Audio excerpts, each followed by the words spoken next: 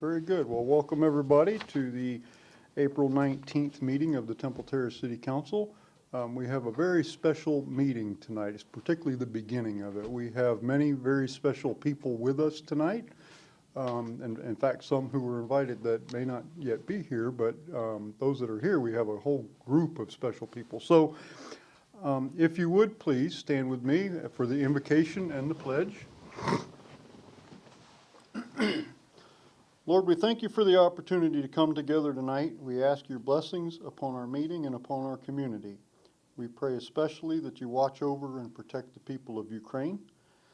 Help us to conduct our business tonight with wisdom and a sincere concern for the common good of all. We ask this as one community, united in the bonds of freedom. Amen. Amen. I pledge allegiance to the flag of the United States of America and to the republic for which it stands, one nation, under God, indivisible, with liberty and justice for all.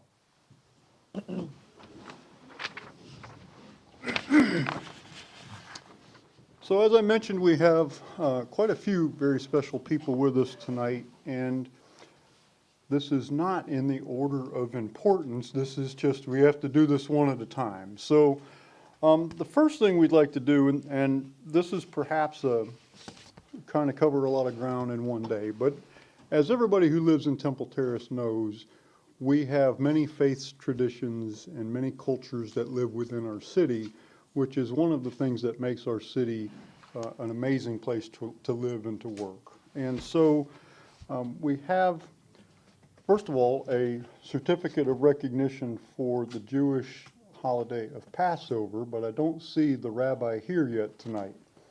So we'll pass on that one at least for now. At the same time, we have our Muslim brothers who are with us tonight in recognition of the Muslim holiday of Ramadan. And so we'd like to invite you. And I do have a certificate of recognition if you'd like to approach the podium. Good evening and welcome. And I'll just read this for everybody. It says, in recognition of the holy month of Ramadan, which began on April the 2nd, 2022, the Muslims around the world observe the month by fasting each day from sunrise to sunset to help bring awareness to the plight of the less fortunate. The daily breaking of the fast, known as iftar, hope I have that right, I try, is often celebrated with community gatherings and family tidings, which is followed by evening prayer. For the followers of the Islamic faith, Ramadan, which lasts 30 days, is regarded as a time for spiritual reflection and solidarity with the less fortunate. The end of Ramadan is celebrated with the Eid al-Fitr. Say it again. Eid al-Fitr. Very good. Very good. Thank you very much. I do try, but I'm not always successful. Festival which commemorates the breaking of the fast. Eid al-Fitr is a joyous occasion marked by the sharing of sweets, gifts, and good familial tidings with family and friends.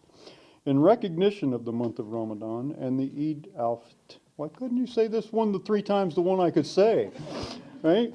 As well as our Muslim community and neighbors, we are very proud as Mayor and City Council to present this 19th of April 2022, a certificate of recognition for the month of Ramadan. And thank you for being here. Would you like to say a few words, sir? Mr. Mayor of the amazing City of Temple Terrace, the respected members of the council, the attendees, and all the media audience. Assalamu alaikum. Peace be upon you. On behalf of the Muslim community in our local, we greatly thank you for inviting us for this proclamation. Today, April the 19th, 2022, or Ramadan the 18th, 1443.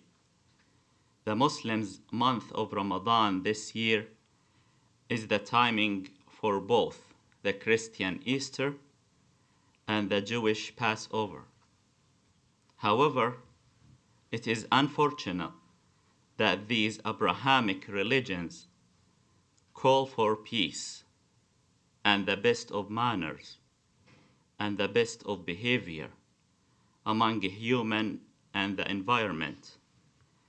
These three religions are 56% of the current population of this earth. However, there are still wars in the world. There is still so much oppression and injustice. I am inviting everyone to use their place of work, place of home, and community to think how can promote peace locally and globally. We need to please our Lord with spreading peace. All people in this world deserve to live in peace and equality. This is my message for humanity today. Thank you. Thank you very much, sir.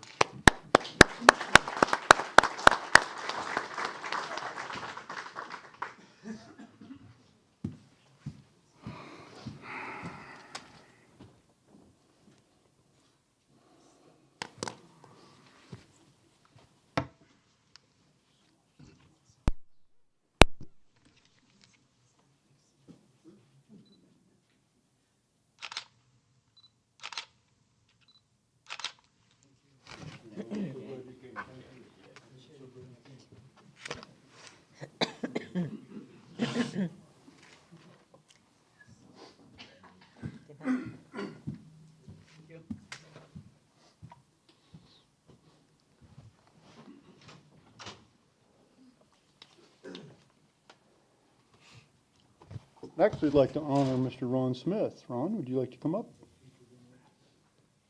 Good evening, sir. Many of you know Ron Smith. For those of you who don't, Ron has served the city for, I don't even know how many years. You were here when I got here, a long time. I think it started in 2007. Okay, yeah, you've got me beat by a few years. And Ron has served in, I don't even know how many capacities, as a citizen volunteer and a council appointee to many, many things. Ron and I have worked together on several projects, and I can tell you that he's a tremendous asset to the city. Tonight, we are recognizing Mr. Smith for his service to the city in only one capacity, not the others. He's been up here before. And in this capacity, he has served us as the Hillsborough County Maritime Law Enforcement Citizens Advisory Committee appointee of the council since August of 2015, and his term is due to expire here early in May. And I understand that you're not seeking another appointment, at least for that. Correct. So we'll have to find you another job. I'm sure we can talk. So, and I'll read this for you. It says, in recognition of his 7 years of invaluable service to the City of Temple Terrace and Hillsborough County, for his dedication as a member and most recently chairman of the Hillsborough County Maritime Law Enforcement Citizens Advisory Committee, and it's proudly awarded by myself and my colleagues on the City Council. And Ron, we really appreciate all the work that you've done for us, and would you like to say a few words? Thank you, Mr. Mayor, council members. You know, I got started with the River Watch Task Force when it was first created in 2007. I felt like we have really accomplished a lot with that group of people concerning the Hillsborough River as it flows through Temple Terrace. We affectionately call that the Middle River. The upper river from Fowler north, the lower river from the dam south. But the Middle River is Temple Terrace for the most part. I feel like the City of Temple Terrace now has a seat at the table, if you will. We're involved with many, many organizations that we were not involved with before. We have council members on TAC, which is a technical advisory committee on the river. We have members on the board, the river board.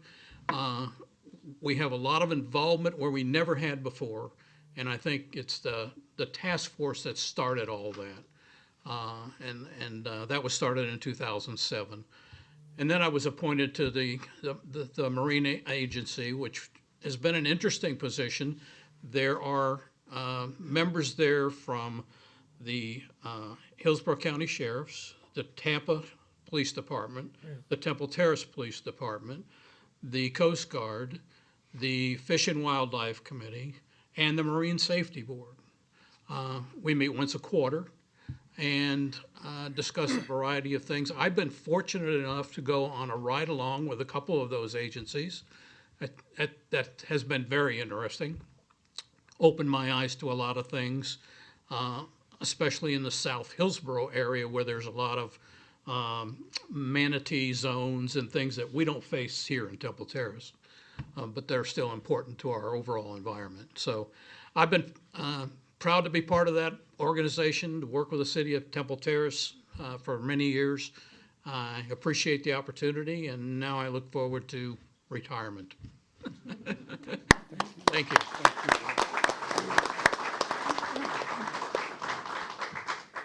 You might look forward to it, For but now. you might not make it.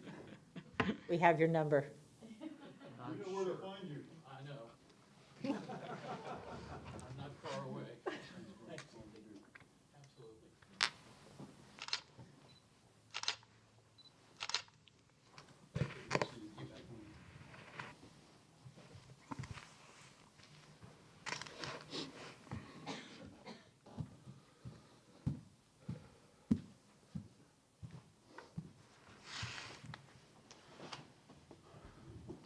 Our next guest is another very special guest, and I would like to call to the podium Trooper Tony Shuck. Ladies and gentlemen, I don't even know that I can give this story justice. If you will recall, back in March, there was a race across the Skyway Bridge, right, if you guys recall that. And during this race, a drunk driver, right, sped through the barricades and approached the bridge and threatened to run over all of the runners on the bridge. If you can imagine the carnage that could have been caused by a hurling, speeding car running over masses of runners with nowhere to even escape except over the side of the bridge. It's hard to even fathom what that would have looked like. Because of Trooper Shuck, who is with us tonight, that did not happen. And I can tell you I've heard this story not just from the media, but I've also heard it firsthand from my friend Sergeant Steve Gaskins, who is here from the Florida Highway Patrol. And it is an amazing story. And ladies and gentlemen, I did 32 years in law enforcement.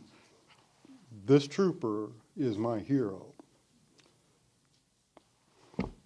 So we coupled this with Alcohol Awareness Month because we thought that was an appropriate connection.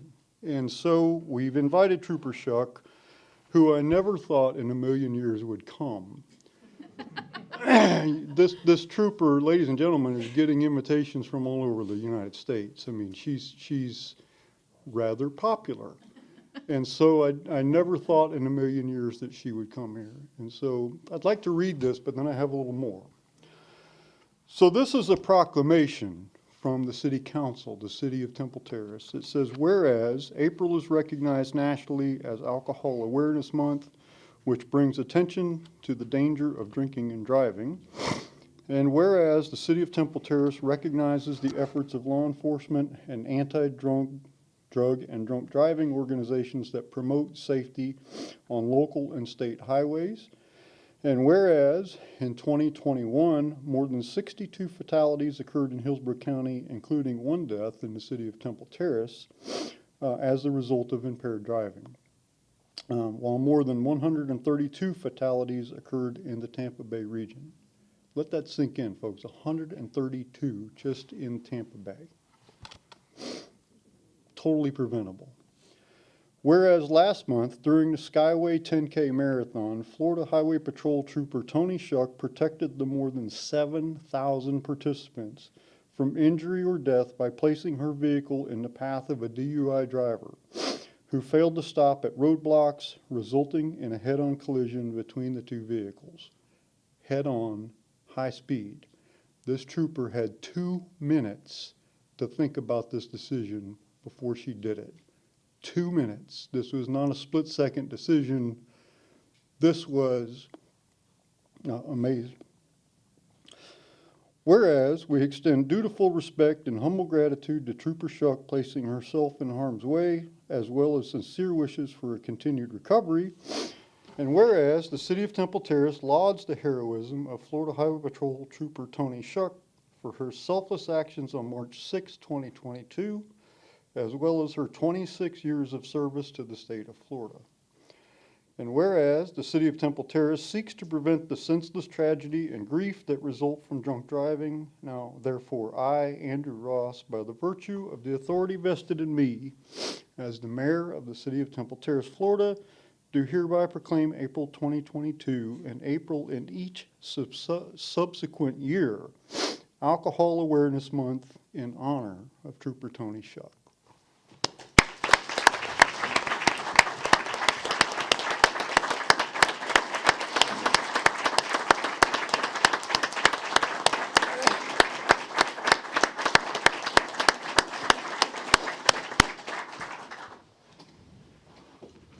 Trooper, I'm sure you've spoken a lot about this, so feel free to say as much or as little as you feel comfortable with. Now that you got me all in tears after that. Thank you to the mayor, the council, and to everybody that lives in the city. I appreciate the recognition. The day of the incident, I'd been there all night long. You know, we prepped for that event, and I'm watching movies, and I'm thinking how previous years have gone by and pretty much flawless. And when the call came out, what happened, the end result isn't what went through my mind, but what went through my mind was I knew there were people out there. And not only did I know there were people on that bridge, she could have also took the route to the rest area, and that's where the workers were staging. So ultimately, those two routes that she could have took, both were vulnerable. When the sergeant went past me, because his position was inside the rest area, when he went past me, I lagged back, and that was just the feeling that I had, because I knew I was the last one. I knew there was nobody else to stop her, and I didn't predict that outcome in my mind, and that, the 120 seconds that I had hoped that she was going to stop, but she didn't. But just like I've said every other time, I'm glad it was me. I'm glad that I got her stopped, and she wasn't able to hurt anybody else. So, support your law enforcement. It seems like this is a great city to live into, and that they do. But we take an oath, and I know we've had some bad publicity, but we care about these people. I mean, we had 7,000 people on that bridge. None of them I knew, except for the other law enforcement officers that were working it. So, but I knew they were there, and I knew something had to be done. So, Yeah. It was me. So, Thank you so I much. appreciate it. Thank you. That's amazing. Yeah.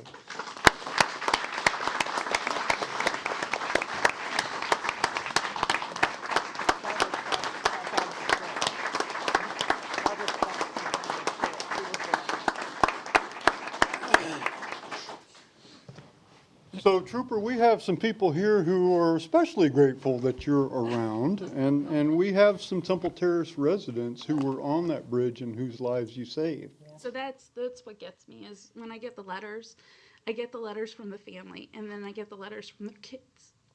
So if you, I know at least two that I invited. If there are others, if you were on the bridge that day, would you please stand? Thank you, Drew.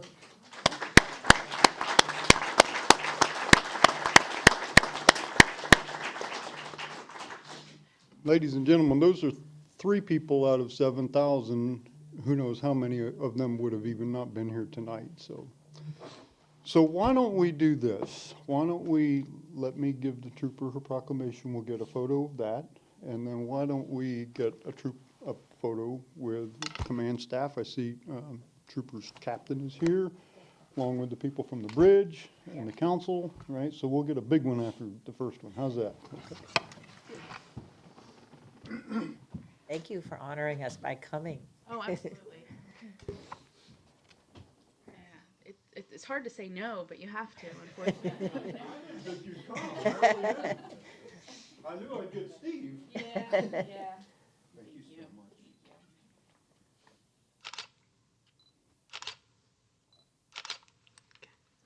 Thank you. I appreciate it. Thank you. Council.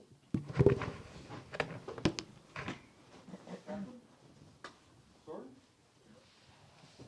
Barbara? Jack?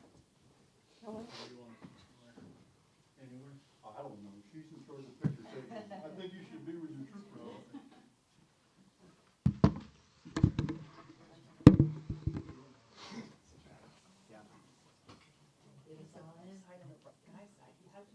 Okay, first we'll look at Lori's camera, then we'll look at, so that way everybody gets good pictures. Squeeze it. We'll get as good as we can, yeah. Yep, that's perfect. All right, 1, 2, 3. I'm gonna take a couple.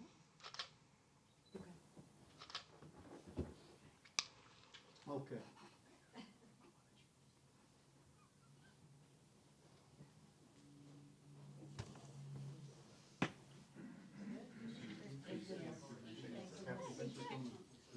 We should pass out tissues when we have this. Yeah.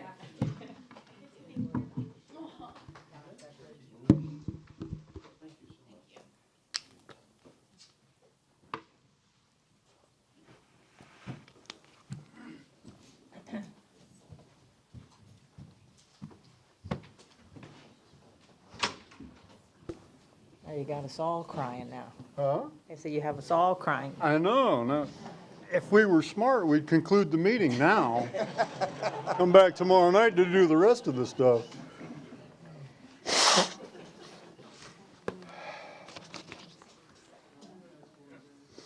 Dr. Gadar, you going to be able to follow that?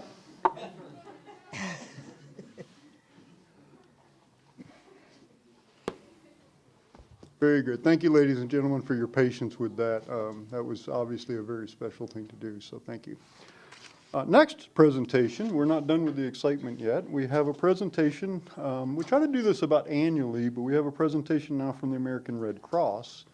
Mr. Eric Corliss, who is here, Regional CEO of American Red Cross of Central Florida, and my friend Dr. Ken Gadara, who is the Tampa Bay Chapter Board Member, if you would like to approach.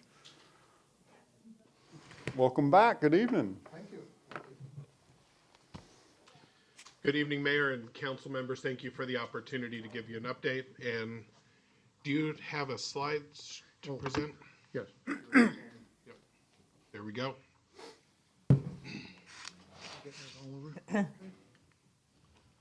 First off, it's a pleasure to come here. We do serve the community, not in a capacity you just saw, but we consider ourselves a community service organization, and we're here to work with you. And as you know, hurricane season is just around the corner, and it's time to prepare. So we usually try to, do some visits in the spring. So just a reminder of who we are. It's all stated here, but the Red Cross, we depend on the generosity of donors and the generosity of their time of volunteers. We are an organization that's 90% volunteer, and for every dollar donated, 90% or 90 cents goes to the mission. So if you've ever worked for a charity and tried to get that rating, that's extremely hard to do. Some people think we just do shelters, but shown here are some of the other lines of service that I always like to consider, and we help the armed services and their families when they're deployed. We obviously have disaster services. We do, together with One Blood, we do blood services throughout the state. Again, we work with a partner there. We do a lot of training, CPR, nurses' assistants, others. And we have an international arm too that goes and works overseas. We have people on the ground in Poland, around Ukraine. We have people in Ukraine. And our local group last time did the Bahamas when they had a hurricane. So we do spread out. Here we are. This is our local chapter. We cover from Flagler County as seen all the way down into south central Florida, and we also have the Virgin Islands. For us here locally, we have Hillsborough and Pinellas. We cover Bahamas too. No, just the U.S. Virgin Islands. He doesn't let me go anywhere like that anyhow. So, but that's our spectrum right there. So we cover a large area. Okay, I used up all your time. All right. So I just wanted to bring this forward because it has been a busy 2 years, and not because of COVID.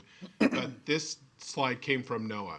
And last time we presented, we talked about 2020 and the $22 billion disasters, which was an increase over the previous decade, with an average in the 15s.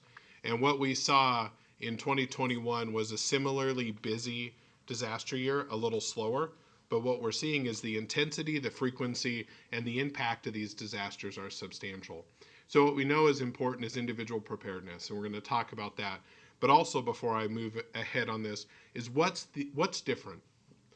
And we're seeing the economic impact. We're seeing people staying longer in shelters. So think about staying on a cot in blankets with all of us fine people there and some other people we don't know, and being there for 30 days. That is the average stay now for people over the last 2 years, where prior to COVID, it was 7 days. And it's food insecurity, it's affordable housing, and its access to health care are the major considerations that are keeping people from being able to go home and recover from disasters. So I wanted to share that. In our connection, we work with Hillsborough County Emergency Management, but also we work with community leaders. So if and when there is a disaster of substance within the city, our work together to help residents respond to and recover from disaster is going to be critical. So this is a part we just wanted to highlight. We do regular presentations on how to be ready. Make a kit, build a plan, stay informed. Also, readyrating.org is available for businesses, because we need our businesses and community-based organizations to be prepared and recover for a holistic recovery. And then we have education targeted at children, K through sixth grade. My children are older than that. I have 2 teenagers. What they bring home makes a difference and actually compels us to act. So, and then, am I still on for this one? Go for it. All right. So what we launch, and similar to others, is getting ready for the storm, opening up emergency evacuation centers, so where people need to flee the wind or the rain. That's a critical part in coordination with emergency management. But you also may have seen and recall what's been ran in the news lately is it's not a big category 5 that we're worried about. You look at the rain amounts and the significance of what a tropical storm could do that dumps heavy amounts of precipitation. Also, what we have is our volunteer workforce. We'll bring people in, but we really look at the plan and the strategy of how do we provide people a safe space and then get to those that cannot return. And we saw that with Irma, where there was hundreds of thousands of people in shelters, and it dropped down to around 50,000 across the state. And they stayed, the last shelter closed nearly 60 days after Irma passed. And it had not affected the area because people had a difficult time returning into areas, and particularly where housing was heavily impacted. And it required a multi-agency, interagency response to be able to place some of these folks that were they're very much living on the edge prior to Irma affecting the state of Florida. After the storm, we worked together to look at cleanup supplies, distribution of emergency supplies, and what I described earlier, the impact is we know that not all residents are starting at the same position. So getting to the most vulnerable the soonest, who are disproportionately affected by disasters, is something that's important, and it's really needed. And we're seeing people in areas that are hidden. It's not where you'd expect it, as people are struggling with the financial impacts of the changes that are occurring within our communities. So, and then recovery, we're seeing different things that we're doing as we have funds. We've worked with community-based organizations to help fund mental health programs. We have different partnerships that we put in place, including grants that goes directly to people with major and destroyed homes. But in that building and rebuilding of lives is even significantly harder than we've ever seen over the last 2 years. And it's beyond COVID. It's the reality of what we're seeing in our community as costs rise of just living. Use fuel as an example and all the associated costs. It's just more expensive for our families that are living on the edge. So with that, I turn over to Dr. Gadara. Thank you. You were brief for once. Wow. Hazardous duty pay. Yeah. We have a lot of resources. I'm just going to run through a couple of them, but if you go on our website, on our Facebook, Twitter, you can get access to these. And like this one here shows weather alerts, safety info, and where to get a shelter. And by the way, I heard from a hurricane expert who said, our group asked him, what do you think about? And he goes, you need to hide from wind and run from water. And I thought about that, if water's coming, you're not going to do well. We're probably okay here, but we might get a lot of wind. So, and the other thing he brought up is people think they can stay, and they might be in a condo in Pinellas County, and they can stay and they're going to make it. And he said, but there's no services after that. Their parking lot's flooded, no one can get in, their refrigerator's off, and AC, and we have to think of the whole picture. So we also have a lot of communication. We have visits like this, we have community liaisons, and we have people that work in disaster cycle service that work with the community leaders. So hopefully we have someone working with this city. And as the season approaches and as we think of all of our arms of service, we always need volunteers. I myself is one. I started with Katrina, but we always need help with the action team, disaster action, recovery afterwards, mass care. When you've got a shelter running 60 days, you need a lot of help. And we have a disaster duty officer that coordinates efforts with local organizations. Again, here's some of our apps. We also have presentations twice a month as shown here, but if you download the apps, you could enlarge that on the right later, but we have apps for multiple services that will help the individual or the community. So we wish to thank you once again. We enjoy being partners with you, and here's our contact info, and thank you for your time and patience. We beat the clock. Thank you, Mr. Corliss. Thank you, Dr. Gadara. Council member, any questions for either? Thank you. Thank you so much for coming. We're always pleased to see you, and hopefully about this time next year, we'll. Right, and I have your annual pin here. Oh, well, thank you. May- See it on at the club. Thank you. Thank you. Take care, Ken. May you have a boring year. Yes, yes. Amen. Totally boring, that's how we like it. Thank you both for coming. Thank you, Eric. So our next item of business is a presentation on Florida ROI, Real Estate Broker Services, and Business Relations Manager Greg Pauley will introduce the item to us. So council, I would like to ask your indulgence on something.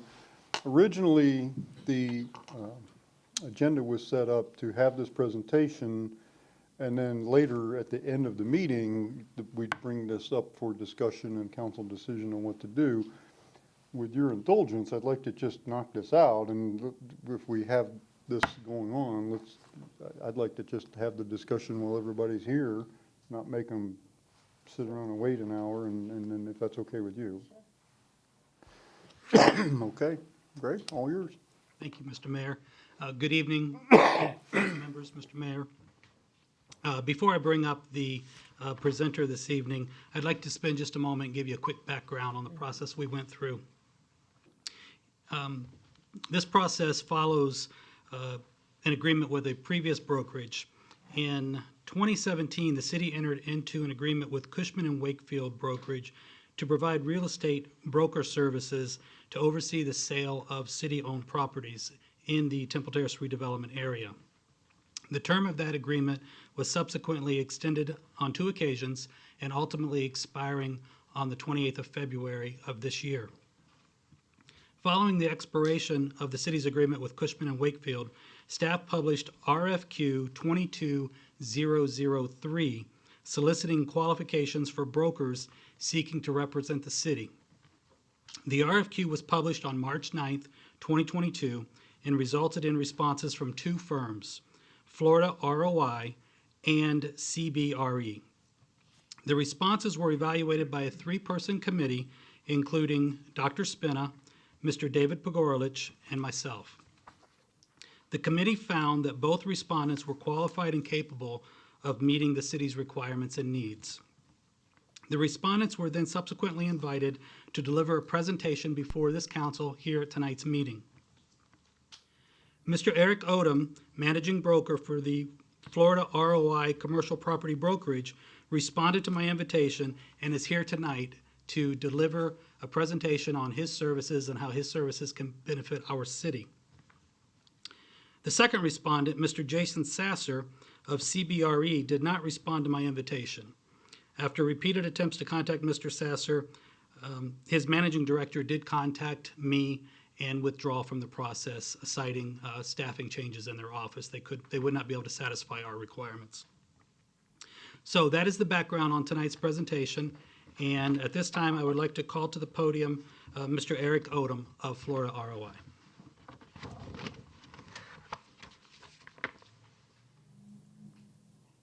Eric and team. I was going to welcome Mr. Odom, but I'm not sure who that is. There's more than one here. Welcome to all of you. Thank you. I feel like it's a TV show where you pull off the mask. I am Eric Odom. But I am Eric Odom, and I do appreciate the time that you're allotting us tonight, council members, mayor, and vice mayor. Do we have a presentation that we could put up on the screen here? Make sure this is on, right? Okay, terrific. So I think these are the parcels right now that are in question that we're going to be marketing, and I'm just going to use this as a placeholder because I really want to just spend this time to talk to you a little bit about us, and more importantly, you, and what can we do and what can you do to help us market you and your city better. We are, in terms of the individuals, myself, this is Deb Tamargo and Colonel Robert Worthman. Unfortunately, Mark Ogles, who is our government liaison, is not going to be with us tonight. His father has some health issues that he's taking care of in Georgia, but that's the team. Part of what we do at Florida ROI in terms of who we hire, we want collaborative team approaches because each one of us brings a unique experience. We've got a really dedicated team. First and foremost, we're a registered small business enterprise, although we do have relationships with other government entities, Manatee County in the past, and the Hillsborough County Schools as well. Local owned since 2008.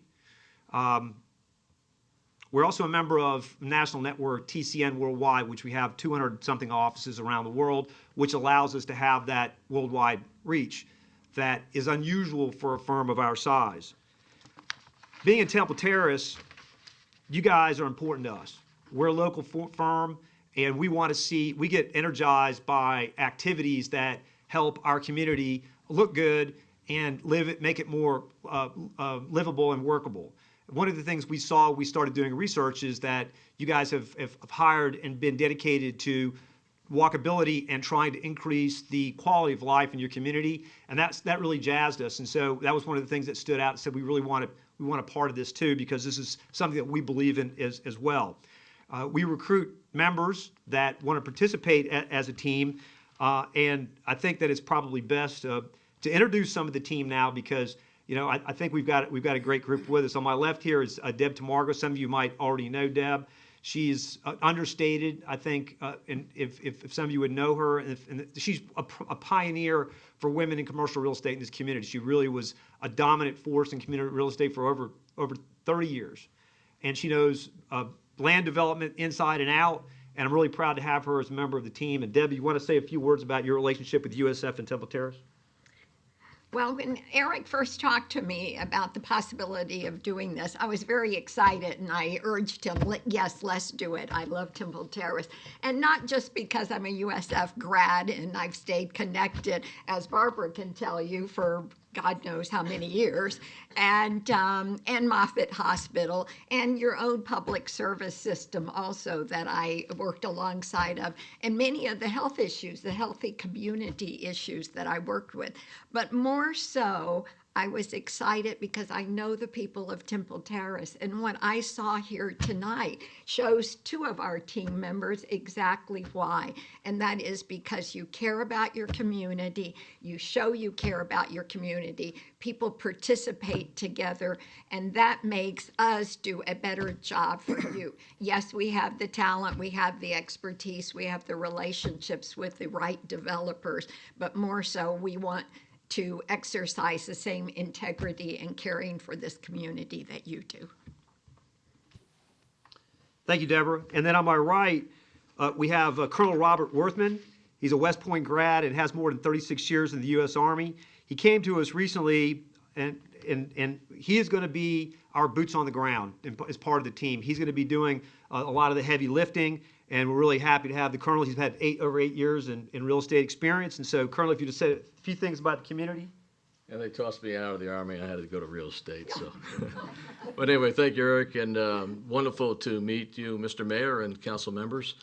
Appreciate the opportunity you've given us to serve the citizens of this amazing city. Just a few stats which makes you a very accomplished city is that you have about 75% or greater population has been educated past high school. You've got 52% homeowners. You have a highly developed workforce that earns approximately, median about $63,000 per household. And then you have a robust millennial and veteran population. You also have an excellent school districts. You have very stable neighborhoods.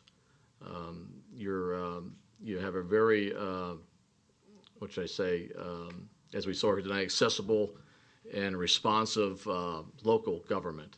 So based on these strong demographics, we're very excited to bring trustworthy developers to this project. And our vision at Florida ROI is really the same as your city, simple and precise, serving the community with excellence. So we really are grateful to have this opportunity. Thank you. Good, thank you.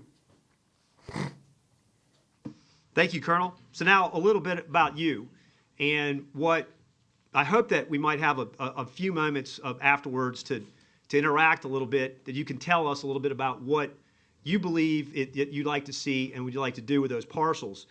Because I do believe that that's going to be important to the success, that we understand what your needs are.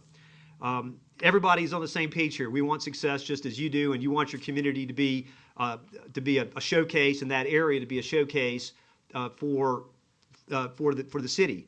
So time is very important in real estate, and we want to make sure that we're moving expeditiously and that we're breaking down any of the barriers that might be in place for us to be able to execute your vision for the city.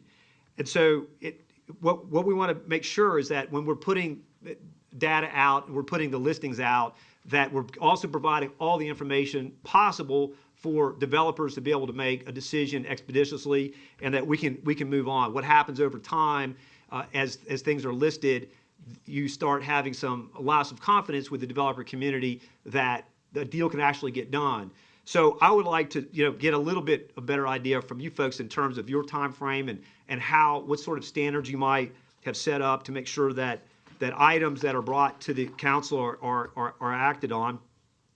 We understand that there's a process here, but we do want to try to convey to potential developers what that process is going to look like.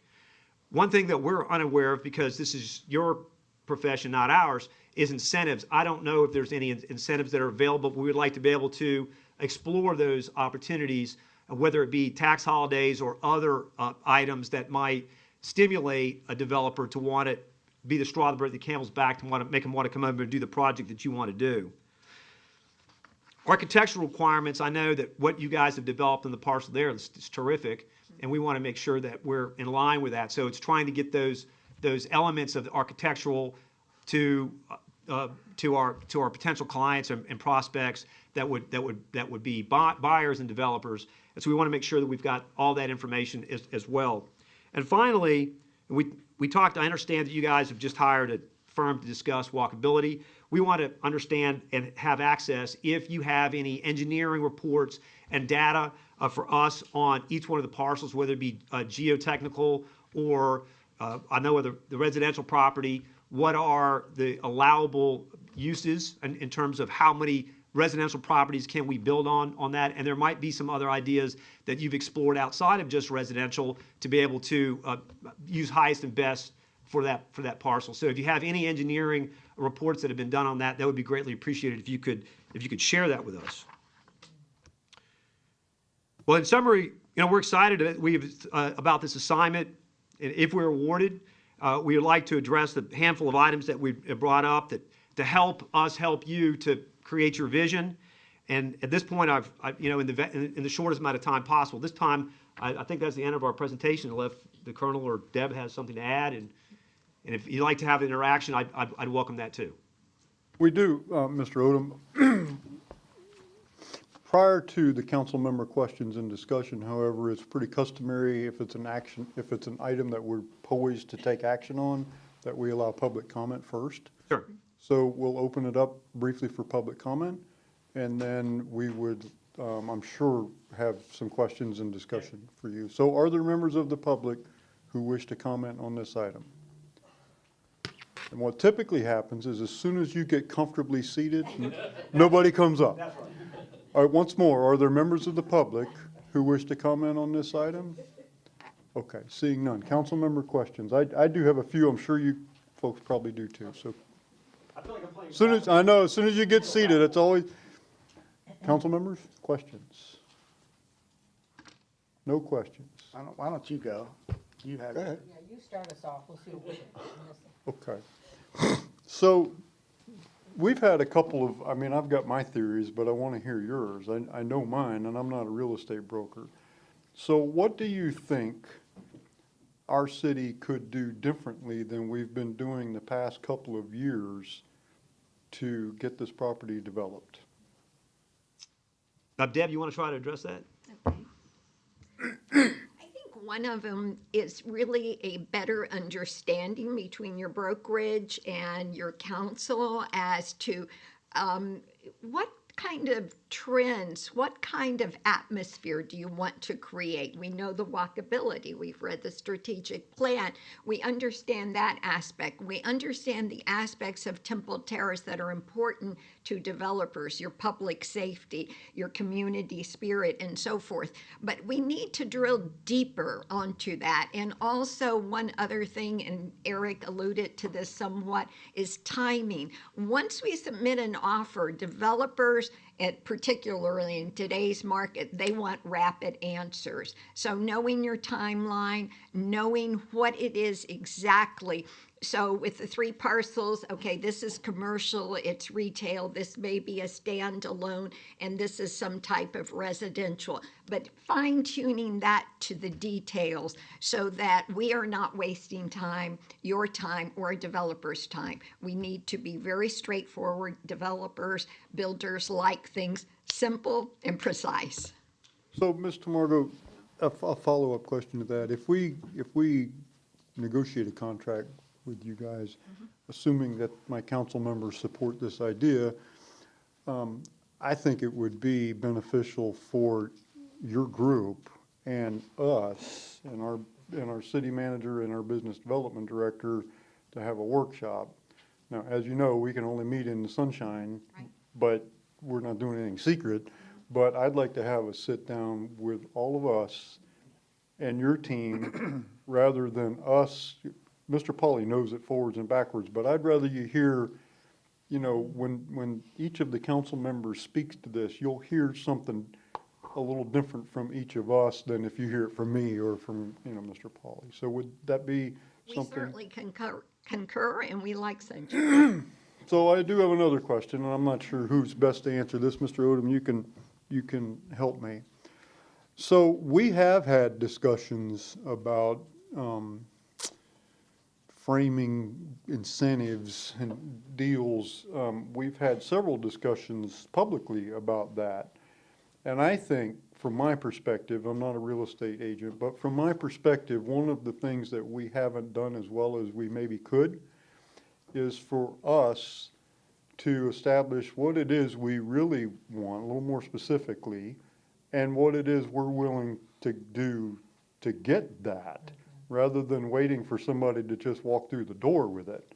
I concur 100%. And it's interesting, Mayor, that you bring up the little bit different from each city council, because as we were doing our due diligence on this, we heard a little bit different from each agent or developer that we knew had some contact on the property. And so I think the general consensus was that, wow, there's a lot of differing ideas. And when there's not a firm footing of what the vision is, then you get pullback from the development community, because there's a tremendous amount of resources, financially and human, that are dedicated to these types of projects. If they don't feel like there's a clear understanding of what is expected of them, they just move on. Right. And so I certainly would welcome that workshop to sit down and vet this out and come up with a plan as to exactly what your vision is, and that way we can take it to the community and solicit those individuals that would be best suited for the type of vision that you have. But we could also use a little help with structuring incentives. I hate to use that term because but there's a million ways to make a deal. There's people out there making money work better than we know how to make it work. And I don't know that we've really hit a home run with that. And, we're a little protective of property tax because we need the TIF. Sure. It's part of our financial plan. But when it comes to fees, waivers, those things are a little easier to negotiate. Maybe we could do some partial tax deferments for a period of time. There's a lot of possibilities. But for us to sit up here we're not amateurs on everything, but we're amateurs in real estate. And so it's difficult. So is that something that you are prepared to help us with in addition to just listing this? Absolutely. I mean, Deb has a tremendous amount of this type of experience. Also, I served on the CRA for downtown Tampa when the towers were built and the park was developed, the Curtis Dixon Park, which has now become a showpiece for downtown Tampa. And that was done with incentives. And it was sunsetting provisions that essentially allowed that park to be rebuilt and then use CRA money to develop this magnificent, I don't know if you've been down there to see it at night or if there are any events, it really is, it turned from maybe not the most desirable place on the planet to now it is one of the top areas in the state. And that happened as a result of a little bit of forgiveness on the front end to allow the developer to build it make sense. The back end, they received all those additional property taxes on the annuity stream from those now very high-priced condos that are there. So these things can be structured in a win-win, and we'd welcome the opportunity to talk to you about that. And all of that's in the shade of Temple Terrace. Sure. It was a joke. One thing Eric failed to mention is his cultural side. He's one of the founders of the film festival, one of the founders of the music festival, and so many more amenities in the Tampa Bay area he has been on the forefront of. Good. Vice Mayor Schisler. Yes, thank you. Thank you for the presentation. Sounds like we got potential for some good working relationship here. But part of the history of the whole project goes way back, way back. And it's been like 20 years now that we've been working on this. We really didn't turn any dirt until the last 4 years.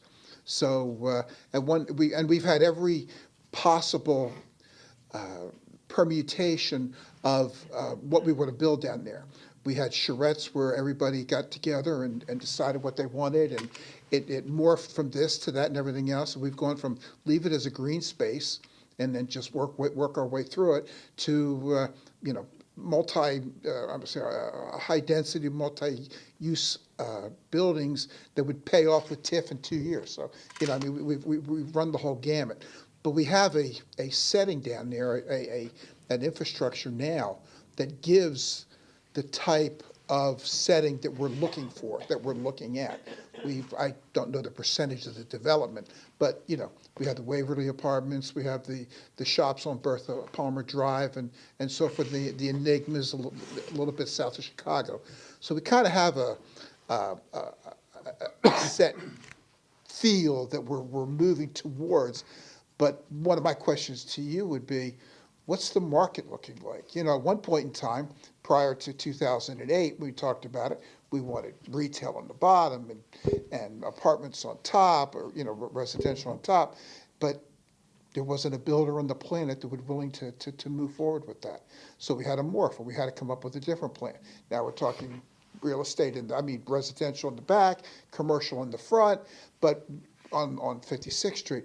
But we need to rely upon you to tell us, what's the market got? Mr. Pauly can only dig into that so much. We can't expect him to read minds.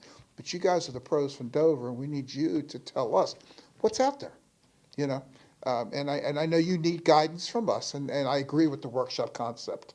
I think that's what's going to be very, very critical to moving forward with anybody, whether it's you or anybody else.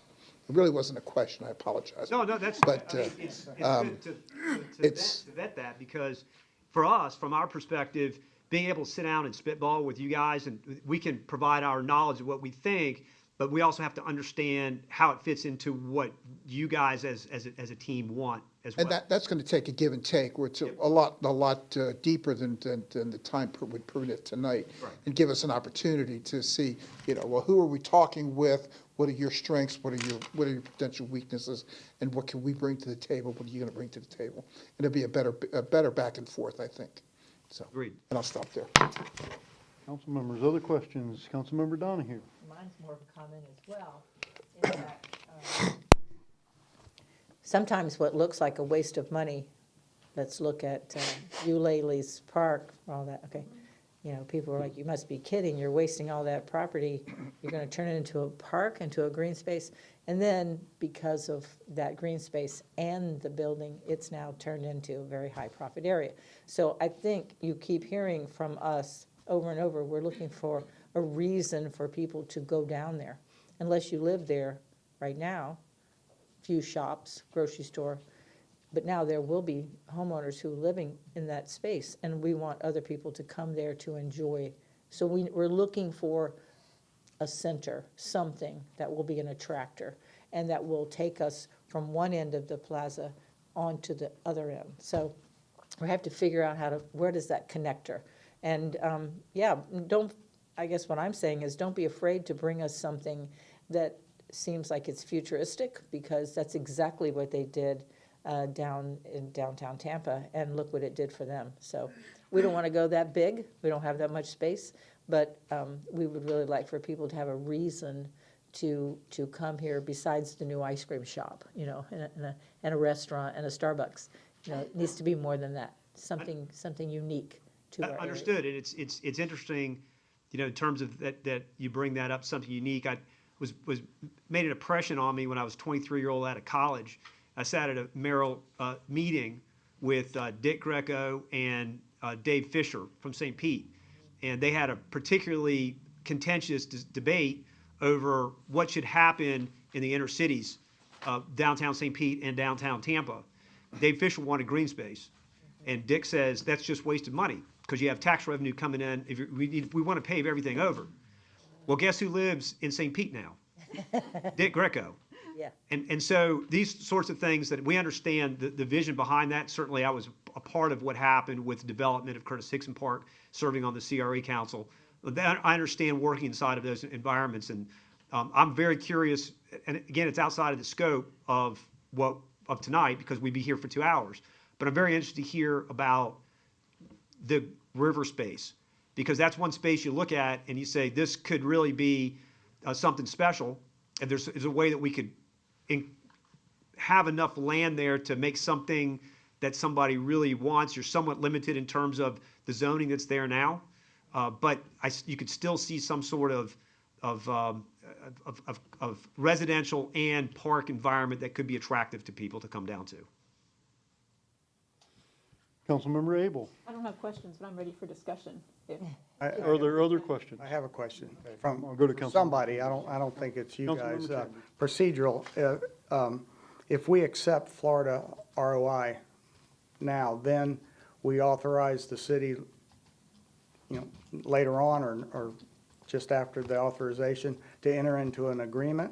And then will that agreement come back to us at a later date for us to approve? Yes, exactly. That's what I would propose, is that if it's the council's desire tonight, we would accept their proposal and direct the city manager and staff to enter into negotiations for a contract, which would then come back to us for approval. Okay, thank you. Yeah. And the purpose for my bringing up the workshop and would you help us with incentives things is I would want that to be in the contract if we did that. Okay, thank you. Was that satisfactory? Yes. Okay. Are there other questions? And then we'll open it up for discussion. So, okay, we will discuss. Thank you so much. Thank you. Council members, discussion, Councilmember Abel. You know, we've said before that, if you talk to each one of us individually, we might have a different vision for what we want downtown, but I don't really think it's a whole lot different because, before you even said your questions, I had written down two things. One was schedule a workshop with these guys and guidance on common incentives. So that's the exact same thing as what you said. So I think that, we're on the same page and we really just want to be able to move forward with the right guidance and insight from professionals who are experts in the area. So I'm ready to take some action here if that's the next step. Yes, and I would propose to the council, if we're going to move on this tonight, that workshop happen sooner than later, it's very soon after, because there's some decisions that this council needs to chase down. Most of those decisions involve the riverfront parcel. I know there are those who would like to retain that and preserve that. Right now, our financial plans don't really easily allow for that, but we have some pending property for sale that we are going to be making decisions on very soon. And so there's the other thing that's happened since, we have an advantage over as time goes on. This isn't reflective of previous councils. We now have some stuff built. So now we have a better idea of, well, we have enough of this, not enough of that.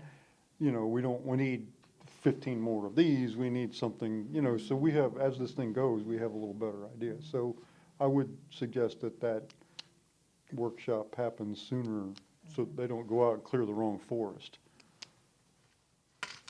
I'm done, thank you. Make your motion. Make your motion. Oh, I will make my motion.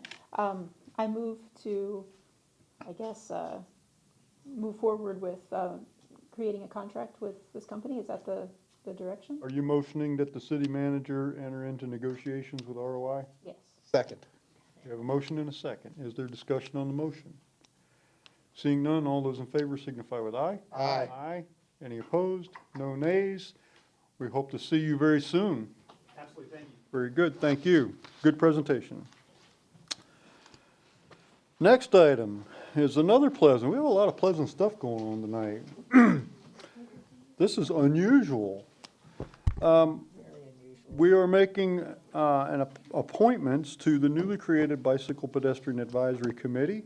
I know there's some discussion on this, but this, for folks who may not know what's going on, this is a new committee that the council has decided to form. 3 members will be appointed to 3-year terms extending from April 19th, 2022 until April 19th, 2025. The other 2 members will be appointed for 18-month terms extending from April 19th until October 19th, 2023. The reason for that is to stagger the terms so that the whole board doesn't expire at the same day. And so prior to moving on this topic, I think Councilmember Abel has some discussion and then we'll move forward. Councilmember? Yes, looking at the applicants, well, when we originally conceived of this committee, it was conceived of as a 5-member board with staggered terms. But looking at the applicants, we had a really good pool of interested applicants. And this is a topic that is of very high interest with community support from people who are experts and really familiar with this. So I would like to propose that we modify the resolution to expand the committee from 5 to 7 so that we could have a larger number, but still an odd number. And it allows us to bring more people in, and it allows us to have more insight. I thought about whether this would make it an unwieldy sort of too many people, but it's a diverse group with a lot of different perspectives.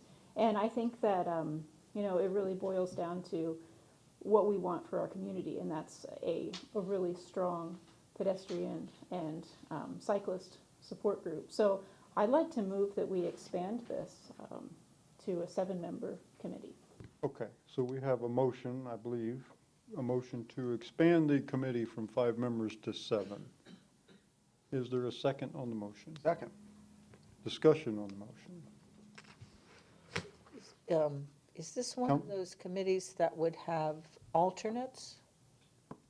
So that you could, what do you have, 9 here? You could That's- literally, That's not included in the current motion. I know, I'm just asking the question, and if you could appoint 2 as alternates, then you already have 2 people standing by. You have 7 selected, and the other 2 would know that they would become the alternates. Is that a possibility? I'm looking to the attorney to find out. What you would be doing right now is amending the resolution 16-22. It was specifically set out in that resolution that the committee shall be composed of 5 residents to serve 3 terms. 3 members will constitute a quorum. It does not state anything about alternates currently. If you want to change that particular provision, that's up to you. And if you want to have alternates, you should probably include that in the motion. I'd be happy to revise the motion. All right. As well as- Councilmember Abel. Well, Councilmember. And you'd have to determine what a quorum would be. So with five, right now, 3 is the quorum. If you're going to make this 7, then I suggest 5 be the quorum. Councilmember Donahue, did you get your answer sufficient? I did, and so the question would be if she's willing to change her motion. She's asking for the floor, so we're about to find out. Councilmember Abel. I am willing to change my motion, and I would love to incorporate all the people who applied, all 9 of them. So I'd like to amend my motion to alter the resolution to change the number of people to 5 with 2 alternates. Okay, I'm confused now. No, to 7 with 2. Did I say it wrong? Yeah. I'm sorry. I misspoke. Okay, can you 7 do? with 2 alternates. Okay, so the motion is now to expand the original resolution so that this committee would be comprised of 7 regular members and 2 alternates. Yes. So I meant- Now, I need 2 more things in your motion, I would suspect. One is that what the quorum would be, which I think was been recommended at 5. And then 2 would be, if we were to do that, we would need to stagger the terms to 4 people and 3 people instead of, so those 2 things would also need to be. So you would want to expand from 5 to 7, add 2 alternates, stagger the terms 4 and 3, and stipulate that the quorum is 5. Got it. I would like. That's a lot. Now your motion got this big all of a sudden. I would like to amend my motion to have a committee of 7 with 2 alternates. Make it so that the terms are staggered with 4 on the 3 years and 3 on the 18 months, and make it so that the quorum would be 5. Did I skip anything? We have a motion. Do we have a second? Wait, because I was the original seconder, so don't I have to? You do. Do we have a new second? I will, but I don't support that, but I will second it so we can talk more. Okay, we have a motion and a fairly reluctant second. Yes. So you have the floor, Councilmember Chambers. Yeah, Code Board is currently 7 members with 4 as their quorum and 2 alternates. I would like to see 4 instead of 5. I think it's easier to get 4. We added 1, and 4 is still, we went from 3. Now, it's not an odd number for a quorum, but it just would make it, it would make it the same as code board and our other boards that have 7. If Councilman Chambers is requesting, I guess, a friendly amendment to, I would like to amend my motion. Well, let me ask Well, you. you don't have to. I mean, don't you know, have that's to. that's only one guy's I opinion do right now. think Yeah. that For internal consistency would be important if that's, I didn't realize what the, Yeah, I'd like to make it consistent, so a quorum of 4 makes sense, so, yeah, I'll amend it to that. that's sufficient legally? that's fine. And I'm good with that second. Okay, so we have a revised motion, everything's the same except the quorum would be 4 instead of 5, and we have a revised second. Yes. Okay, so the motion on the floor is to expand to 7, add 2 alternates, 4 would be the quorum, and the terms would be staggered, 4 would be 3 years, and 3 would be 18 months. How about the alternates? I'm a little confused. Okay, I'm sorry, this is going around a couple times, so, Okay, well, I'll say it again. okay. All right, so the How many total motion, members of the committee? what's that? How many total members of the committee? 7 or 9? 7 7, plus 2 so 5 alternates. actives, No. Okay. 7 regular members plus 2 alternates. 2 alternates. So the the slate of motion. 9 would all be appointed tonight? Correct. Okay. Well, no, because So have to- we we'd have to go through- figure out which Okay. 2 would be the alternates if we're Okay. going to do that. All right. Well, I think we vote for 7. Stand by. Would one alternate be a 3-year term and one be an 18-month term? No, just appoint the alternates to You just 3-year take whatever terms. position. Yeah. Well, I guess my concern is that, okay, so the alternate scenario, if a member can't be there, then the alternate can be in the meeting. Okay. Okay. First, let's make sure everybody understands the motion, and then we'll open it for discussion. Everybody's got a firm grip on what the motion is? Okay. Vice Mayor. Okay, so I'm thinking of, but logistically for the city clerk's office, okay, we're going to have to assemble a quorum of 4. And if we have 9 people, from a pool of 9, basically, if not enough of the regular 7 members can attend, then you dip into the alternate pool to sit as part of the quorum. Is that correct? Yes. Or part of the 7 total Correct. for the meet, okay, all right, okay. Just like the other.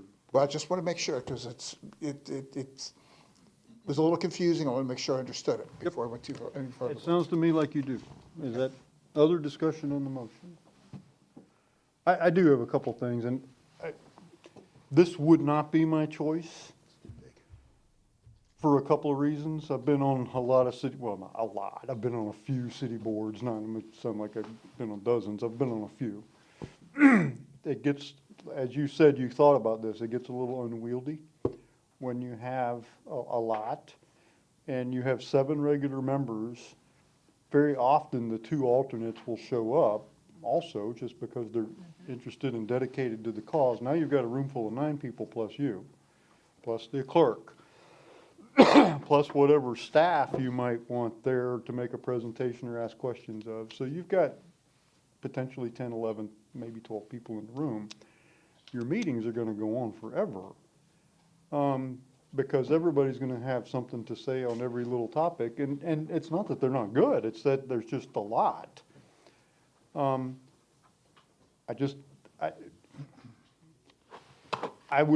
This would not be my choice. On the other hand, I asked you to be the council liaison to this committee, and you took this on. And I'm not going to start, my very first thing is to try to tell you, no, you can't do what you want to do when I've asked you to do it. I am concerned that you've put a lot of fish in this bowl. And I know we have some very good candidates. I understand the problem. And that's a good problem to have. But I hope that we're not robbing the committee of effectiveness because your meetings are gonna go on for 2 hours. So other discussion on the motion? Councilmember Chambers? Yeah, currently, Riverwatch Task Force, it's just informational. There's 5 members and 2 alternates. And on school support, there's 7 members. So we're in line with all that or not. So, you know, what the original motion of 5 people and no alternates. You know, so. Okay, other discussion on the motion? Yes? I will say to your concern, you know, I really didn't take this lightly. I talked to a lot of people who are on these different boards You throughout don't the take county. anything lightly, I know You better know I than don't that. take Yep. anything lightly. And I did think about the implications of that. But I think it really boils down to the chair and being able to manage a group like that and stay on the agenda and that kind of thing. And I think that, you know, we have great people and it'll be possible to do that. And I think this is probably for the best, although I understand your concerns. But anyway. Okay, very good. So we have a motion, a second, we've had discussion. I'll call for the vote. All those in favor of the motion signify with aye. Aye. Any opposed? No nays. The resolution is modified. We now have the next order of business. We have 9 applicants. We have 7 regular positions and 2 alternate positions. And we also have to, well, no, how are you going to figure out who's on which term? The number of votes? Well, but everybody's going to get the same number of votes if we vote for all 9 people. Nope. Different number You're of only alternates. voting for 4 initially, right? For 4, for the 3-year terms? Oh, Yeah, it's different now. well, then I'm gonna need another. We form. don't have enough ballots for that. We have another set. We do have another set. Do you want to make one more I copy? thought you just. We voted can, for the 7, and the highest votes were the longest term. That doesn't work? I'm not sure how the clerk was. well, planning the doing clerk had a this. good system, but it doesn't work anymore since we modified the, We're gonna make 3 sets. And so the first set will be for the 3-year term for top 4 people. Okay. wait a minute. Wait, Yeah, we're each gonna. Explain that a little slower. So my thinking is you're gonna vote your top 4 choices for the 3-year term. And we're gonna tally it up and tell you who came out on top for that. And then we'll have to we have another ballot. We'll have to cross off the people that you voted for and pass out another ballot, right? Okay, So we'll I vote, got you. If we only vote for 4, And then the last 2 left will be The the alternate. alternate. You'll Okay. vote for 4 out of the 9. Yes, gotcha. That's it. You'll Okay, vote for 4 out Pass of the another 9. ballot. go ahead. Okay. Go ahead. so we're only picking 4. Okay, so ladies and gentlemen, if I understand this correctly, your We're- meetings we're- will be, your meetings will be shorter than this one. yeah. That's for sure. Well, we didn't plan for this, so this is, we're doing this on the fly, but this will work. we had to talk about it. So we will soon have another ballot. We will do this in a couple of rounds. The first round will be, we will all vote for 4 members. Those 4 members will be the 3-year term people, right? Then we will get a fresh ballot. And the remaining people, there will be 5 names left available. We will then vote for 3. 3 people to serve an 18-month term, right? So then there will be 2 left, and those 2 will be the alternates who will serve 3-year terms. Okay? So, in the meantime, while we're waiting for these extra ballots, we have some of the applicants here. What, Cheryl? So we have the second set. We'll just cross up the ones that are voted and pass those out to you. That's fine. Okay. So, I don't know how many of the 9 are here, and we will go alphabetically. Is Candy Ashley here? She was here. He had to leave. Okay, is Dennis Barber here? Mr. Barber. So I would ask those who are coming up to be mindful that we have wasted a lot of time here trying to figure this out. So please don't filibuster us, just tell us a little bit about who you are and why you want to serve on this, and please try to be as brief as you I'll, can. I'll try not to filibuster, but my experience with the county commission before them, they always wanted a filibuster. Good evening, sir. Good evening, Mr. Mayor, Assistant Mayor, council members, and distinguished guests.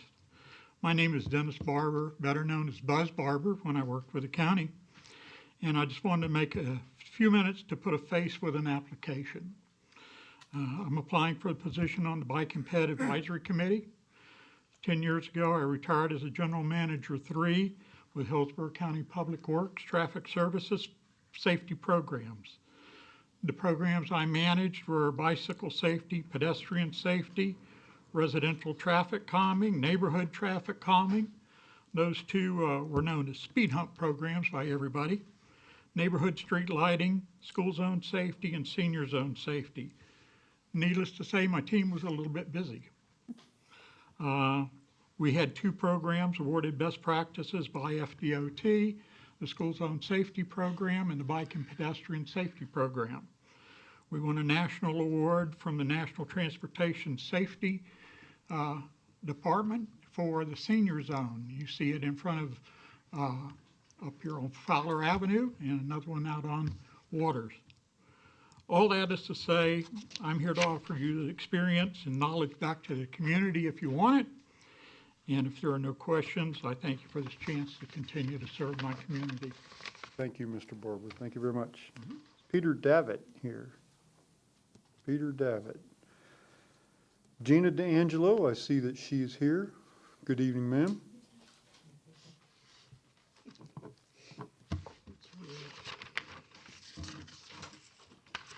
Good evening, Mr. Mayor, Vice Mayor, and council members. First, I wanted to say thank you for creating this board and recognizing the need for it.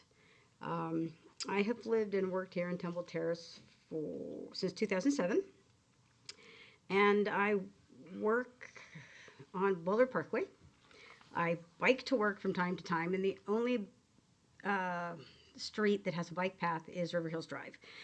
While it is a very scenic route, it is really the only route I can take. Because, of course, at that hour, there's a lot of traffic on Druid Hills and Ridgedale, et cetera. So it would be nice to have a change of scenery every now and then. And like you on the City Council, I believe that we can do better to improve the quality of life here in Temple Terrace so that people will want to move here, live here, and make it a more enjoyable, what's the word I'm looking for? More enjoyable experience. So I would like to help make that happen. And if selected, I will serve in the best interest of the citizens of Temple Terrace. And thank you for your time. Thank you, Mr. D'Angelo. It's Eric Kravitz here tonight. Welcome, Mr. Kravitz. Good evening. Thank you, everyone, for inviting me. I actually am recently moved here from Germany, where I've lived for the last 20 years, so I'm not a professional cyclist by any means, but I did a lot of biking over there. I biked here just earlier, so I'm parked up front, and I love to walk around. I find the city to be incredibly beautiful and really lush, and I think it's a fantastic place, and I'd love to be able to provide any input that the City Council would like to have from me to keep it that way and keep it going on the right trajectory over time. So, yeah, that's all I have to say. Thank you very much for your attention. Thank you, Mr. Kravitz. And I see Philip Levy is not here. Manuel Oaxaco? Welcome, sir. Thank you. Good evening. I knew I'd messed that name up. I apologize. Thanks for having me here. Thanks for inviting me. I'll be short. Good evening, Mr. Mayor, members of the City Council. I ask that you offer me an appointment to the Bicycle Pedestrian Advisory Committee because I'm busy. I'm married. I have 3 children under 6. 2 of them are in school, the other just under a year. My wife works full-time at USF. I'm a part-time substitute teacher. Because of all that, and because of the concomitant stresses of life, which I know we all experience, I want to be able to take one thing off of our collective plate: worrying about being a pedestrian or cyclist in our city. You make time for things that are important to you, and for me, seeing cyclists and pedestrians being able to use streets safely is a thing I'm more than willing to give my time to for my family, myself, and our community. Thanks for your time. Thank you very much, sir. Is Grant Perda here? Good evening, sir. Good evening. Thanks for having me. I'm currently 43 years old. I've lived here for 9 years. I have a son who is 7, and we enjoy riding bikes all over the place. And I look forward to being able to improve what we have here and making it a draw for people, not only residents here, but others to make a destination to come here, because I feel like we have great opportunity to be able to do that. And I look forward to working with you guys on that mission. Very good. Thank you. Thank you very much, sir. And Jan Resch. Good evening, Ms. Resch. Last but not least, I'll keep it really brief. You have my application, so you know my background and a little bit about what I've done and where I've worked and so forth. My name is Jan Resch. I've been a resident of Temple Terrace for about 4.5 years. And I submitted an application to serve on this committee because, in my opinion, anything we can do to enhance the opportunities for bicycling, pedestrian activity, and so forth directly goes to the quality of life that I think we all enjoy here.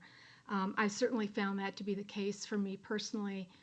I'm an avid walker. I probably walk an hour, hour and a half every day.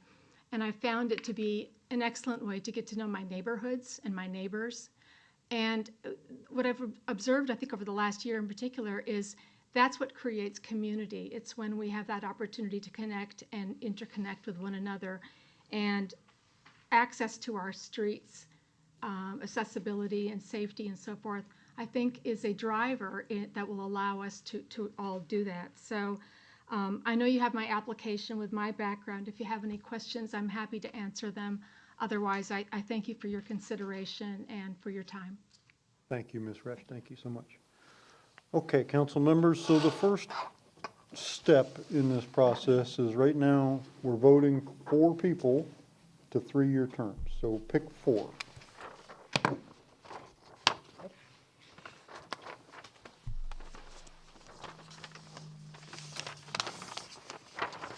Hold on just a second.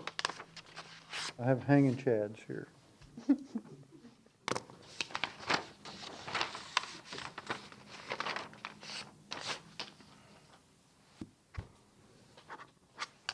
Okay.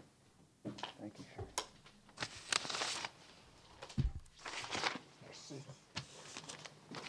Sharon. So for the 3-year term, Councilmember Chambers voted for Candy Ashley, Dennis Barber, Manuel Manuel O, and Jan Resch.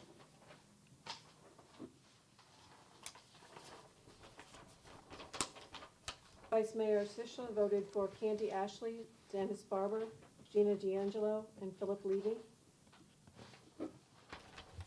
Councilmember Abel voted for Candy Ashley, Dennis Barber, Manuel O, and Jan Resch.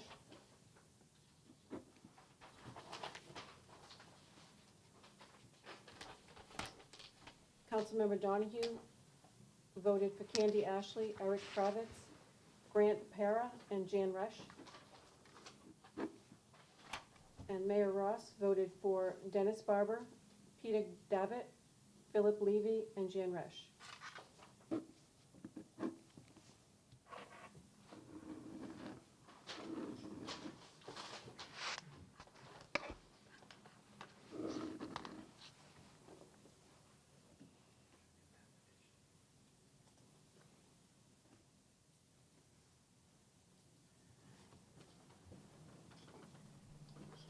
Jeopardy music or something?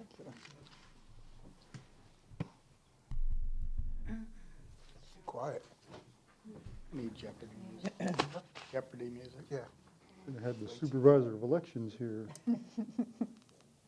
Brian, can you hum something or a little background music? The most votes will be Candy Ashley, Dennis Barber, and Jan Resch. We currently have a tie for the 4th member between Philip Levy and Manuel Oaxaca. Oaxaca. And we're gonna break the tie with the coin toss. Ask them if that's Of course we do. Yes, yes. Yeah, How could we not? because there's 5 of us. We talked originally about breaking that tie with the coin toss. Good.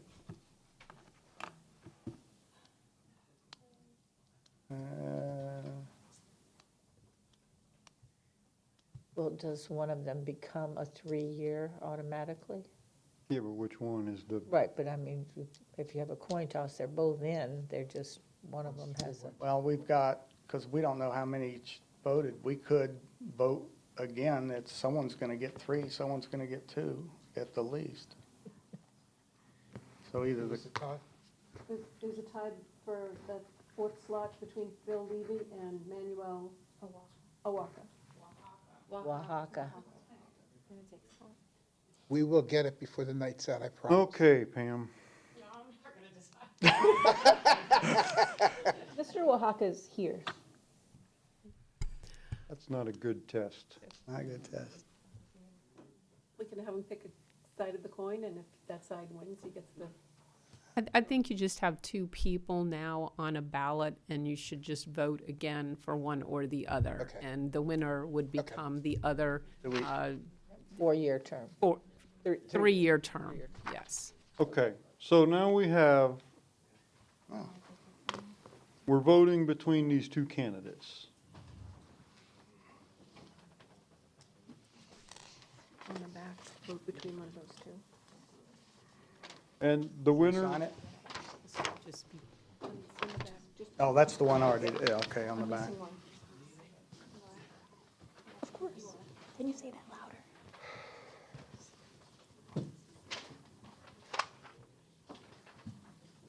we're voting between Philip Levy and Manuel Oaxaca. We're just writing his name down, right? On the back, is that what we're doing? Please.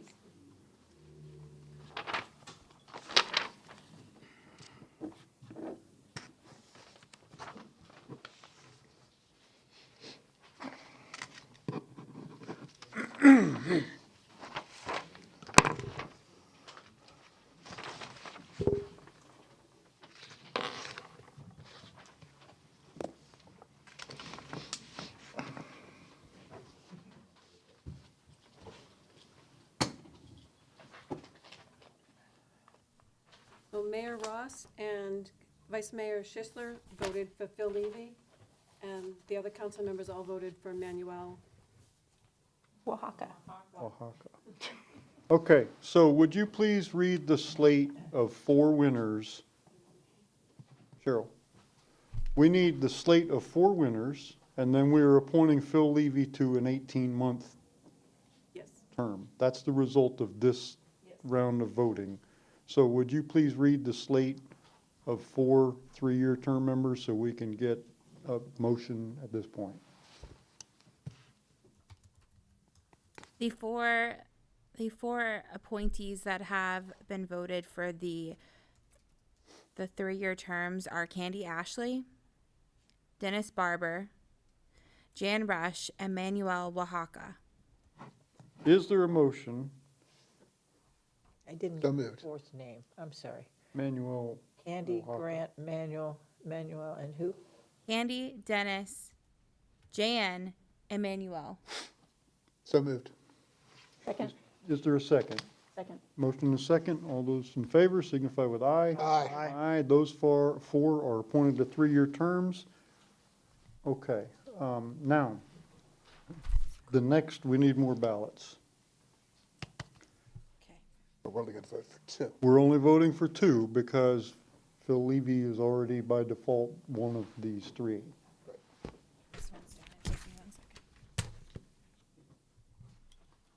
Ladies and gentlemen, it's a good thing that this city council is not in charge of the Supreme Court.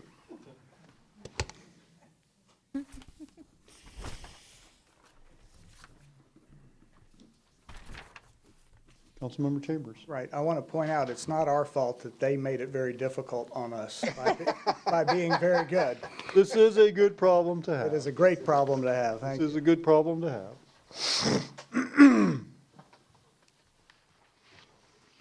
Okay, so you can check Philip Levy off, because he's already appointed to an 18-month term. And then vote for two others. Do I have that right? Or you've crossed them out? Okay. Thank you. So she's already on. He's already on.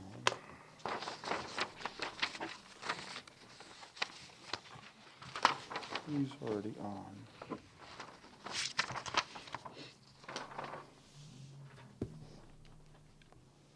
Don't read it yet. You get them all.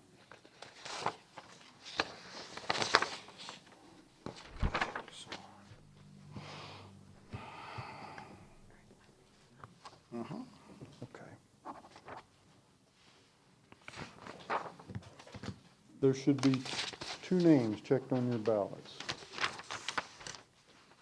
I'm sorry. Here's one more. Thank you.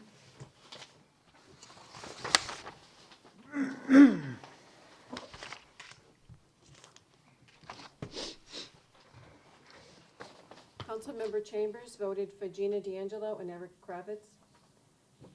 Vice Mayor Schisler voted for Gina D'Angelo and Grant Para. Councilmember Donahue voted for Eric Kravitz and Grant Para. Councilmember Abel voted for Peter Davitt and Eric Kravitz. And Mayor Ross voted for Peter Davitt and Eric Kravitz. Another tie. We've got another tie. Sounds like another tie. We have another tie. Yeah. The one with the most votes is Eric Kravitz, and then we do have a tie between course we Grant, do. Gina, and Peter, Gina, and Grant. A three-way Three-way tie? tie? Yes. Okay. Can I request my ballot back, Cheryl? Yep. Andy's right here. Is that legit? Right here. Right here. There we go. Oh.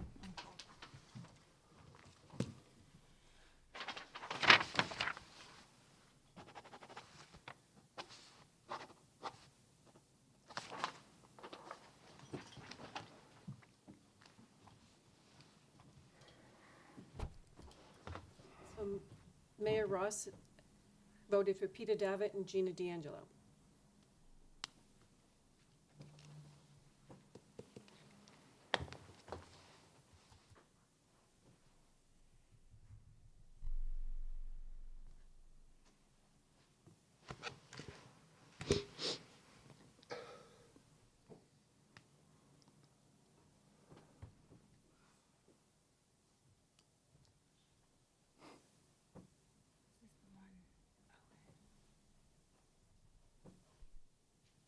Need to read the three names?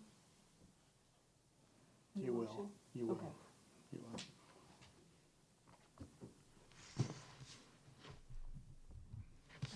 So these, with the amended vote, our second highest would be Peter DeVete. Correct. I'm sorry, I missed that. I'm not Would be- following. Who were the three people? Yeah. Levy? Did you Levy's amended already your on. vote? Okay. Let me just fix that. The amended vote would be, I see the signature here. It would be, the second highest would be Gina D'Angelo. We need the three names. So it would be Philip Levy, Gina D'Angelo and Eric Kravitz. And the alternates then?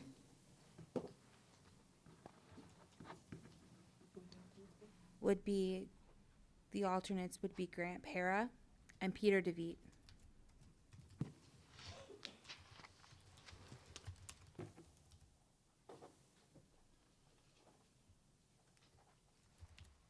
Okay. Everybody have that? Would somebody like to make a motion? Now, remember, we need one motion to appoint three people to 18-month terms and to appoint the two alternates to 3-year terms. Can do it in the same motion. I'll move to appoint Phil Levy, Gina D'Angelo, and Eric Kravitz for an 18-month term, and to have Peter Davitt and Grant Para have alternate positions Second. For a 3-year term. for a 3-year term. Second. Okay, motion and a second. Discussion on the motion. All those in favor signify with aye. Aye. Aye. Any opposed? No nays. Thank you all for your service and your patience. Yes. Thank you. Thank you for indulging. We had a good system, and it kind of got messed up with the expansion of the, so apologize for that. Okay, next item. I believe we've at this almost 2 hours, and we're just now doing this. Approval of the April 5th City Council meeting. Second. Motion is second. Any discussion on the minutes? If not, all those in favor signify with aye. Aye. Aye. Any opposed? Minutes are approved. Persons wishing to be heard on items not listed on the agenda or items on the consent agenda.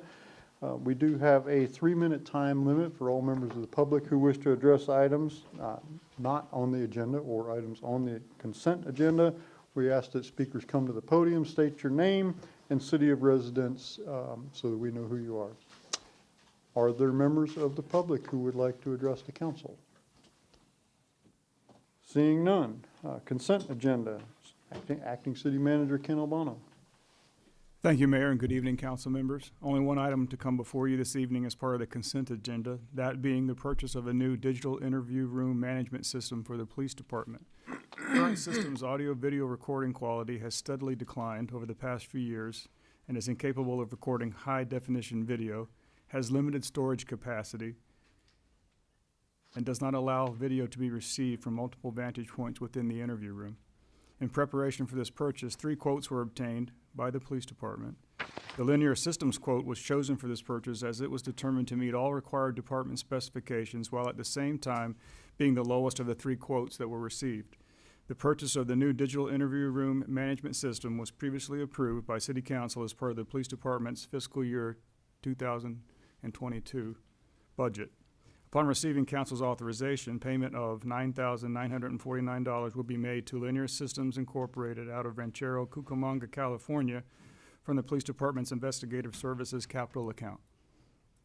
Thank you, Chief. Is there a motion to approve the consent agenda? So moved. Second. Motion in a second. All those in favor signify with aye. Aye. Aye. Any opposed? No nays. Consent agenda is approved. Next item is a resolution authorizing the city manager to execute a contract with JD Contractors, LLC, in the amount of $188,550 for the City Hall roof replacement project. Public Works Director of Operations, Ray LeBlanc, is here to explain. Welcome, Mr. LeBlanc. Good evening, Mayor, City Council. We are seeking a approval of a resolution that would authorize the city manager to execute a contract with JD Contractors LLC in the amount of $188,550 for City Hall replacement roof project. This roof here has had several patches over the years, dating back to 1977, as far as we could find out. They're no longer effective. The roof is compromised with shallows, with ponding water. Temperature variations in the police department are all over the place. We prepared documents in-house and with the assistance of ImagineNet, and they were publicly opened here February 23rd, 2022.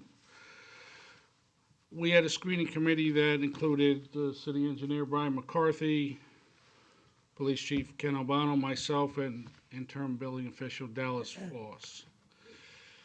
We used criteria that was on page 5 for evaluation and award of the RFP, and the committee unanimously recommends that the City Hall roof replacement contract be awarded to JD Contractors LLC in the amount of $188,550. They have been in business since 1998. We thoroughly vetted them. A possible score of the high being 20 was achieved by them on the worksheet. The funds will come from two different accounts, $120,000 from building improvements, $68,550 from CIT contingency account. It's split because of the project costs have gone up, and after a thorough evaluation of the roof by many roofers, including ABM and the air conditioning installations, we are recommending that staff is recommending that you authorize city manager to execute a contract with JD Contractors for the City Hall roof replacement project. I'll stand for any questions. Kevin Martin, the principal of JD Contractors, is here should you have any further questions. Very good, thank you, Mr. Blanc. Are there members of the public who wish to comment on this item? Seeing none, council member questions. Vice Mayor Schistler. I do have a question. You probably can't answer this, but when we did the budget last year, the estimate, the projection was 120,000. It's coming in almost 37% higher. Is there, other than just supply chain issues and overall pressure from inflation, so is there, how did we come up with 120,000? And I know you didn't do it. Okay, I know this was probably came from someplace else, but it's a pretty good jump. You answered. Been to the gas pump lately? Well, no, I understand that. I understand that. You answered your own question, but I can elaborate on that. In 2010, we put a skin on this roof for $33,000 and change that had a 10-year warranty. And 11 years later, it leaks. Yeah. The projection, the budget number of 120,000 would have stopped the roof from leaking, and you'd be back here in 5-8 years. That was one way to do it. The best interest of the city was the process we just went through. That was a budget number not given by me, that at the time I said, that's, you can fix the roof for $12. You want to do it the right way and get a 20-year warranty, was more than the budgeted number, which I didn't put out there. No, you answered my question. Thank you. It ends up being a higher scope, a larger scope and detail, more detailed than what we originally projected. Yeah, and That's understandable. yeah, Okay, I'm good. the project and the proposals were somewhat delayed by previous events. And I will say that the contractor has readily agreed to maintain his price as long as he gets an award in the near future with materials and supply chains. That's where we're at. You answered my question. Thanks. Brett. It's needed. It's $100,000 less than a garbage truck. Oh, okay. That's comforting. Okay. I don't know if that matters to you, but It'll last a lot longer. Councilman, 20 years. other questions? Is there a motion? I move to approve the contract as proposed. Second. Motion is second. Discussion on the motion? Seeing none, all those in favor signify with aye. Aye. Any opposed? No nays. Resolution is adopted. Thank you. Thank you. Thank you, Mr. We're Blanc. anticipating 90 to 100 days so we're going to get it done. Good. Thank you. Next item is a resolution approving a task work order to CPH Inc. for the Bregar Drive and Bannockburn Avenue Stormwater Improvement Project. City Engineer Brian McCarthy will explain. Brian, every time we see you, it costs us money. Welcome. Good evening, Honorable Mayor, City Council, Brian McCarthy, City Engineer, and I'm here this evening to seek approval to award a design task work order to CPH Inc. for the Bregar Drive and Bannockburn Avenue Stormwater Improvement Project. So here on the screen is just kind of a bird's eye view of the area.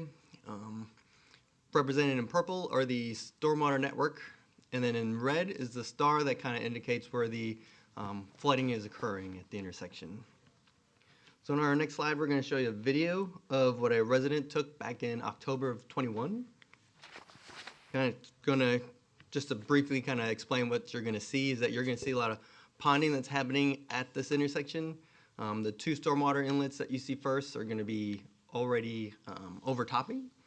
There's a ditch inlet that you'll see that's still flowing.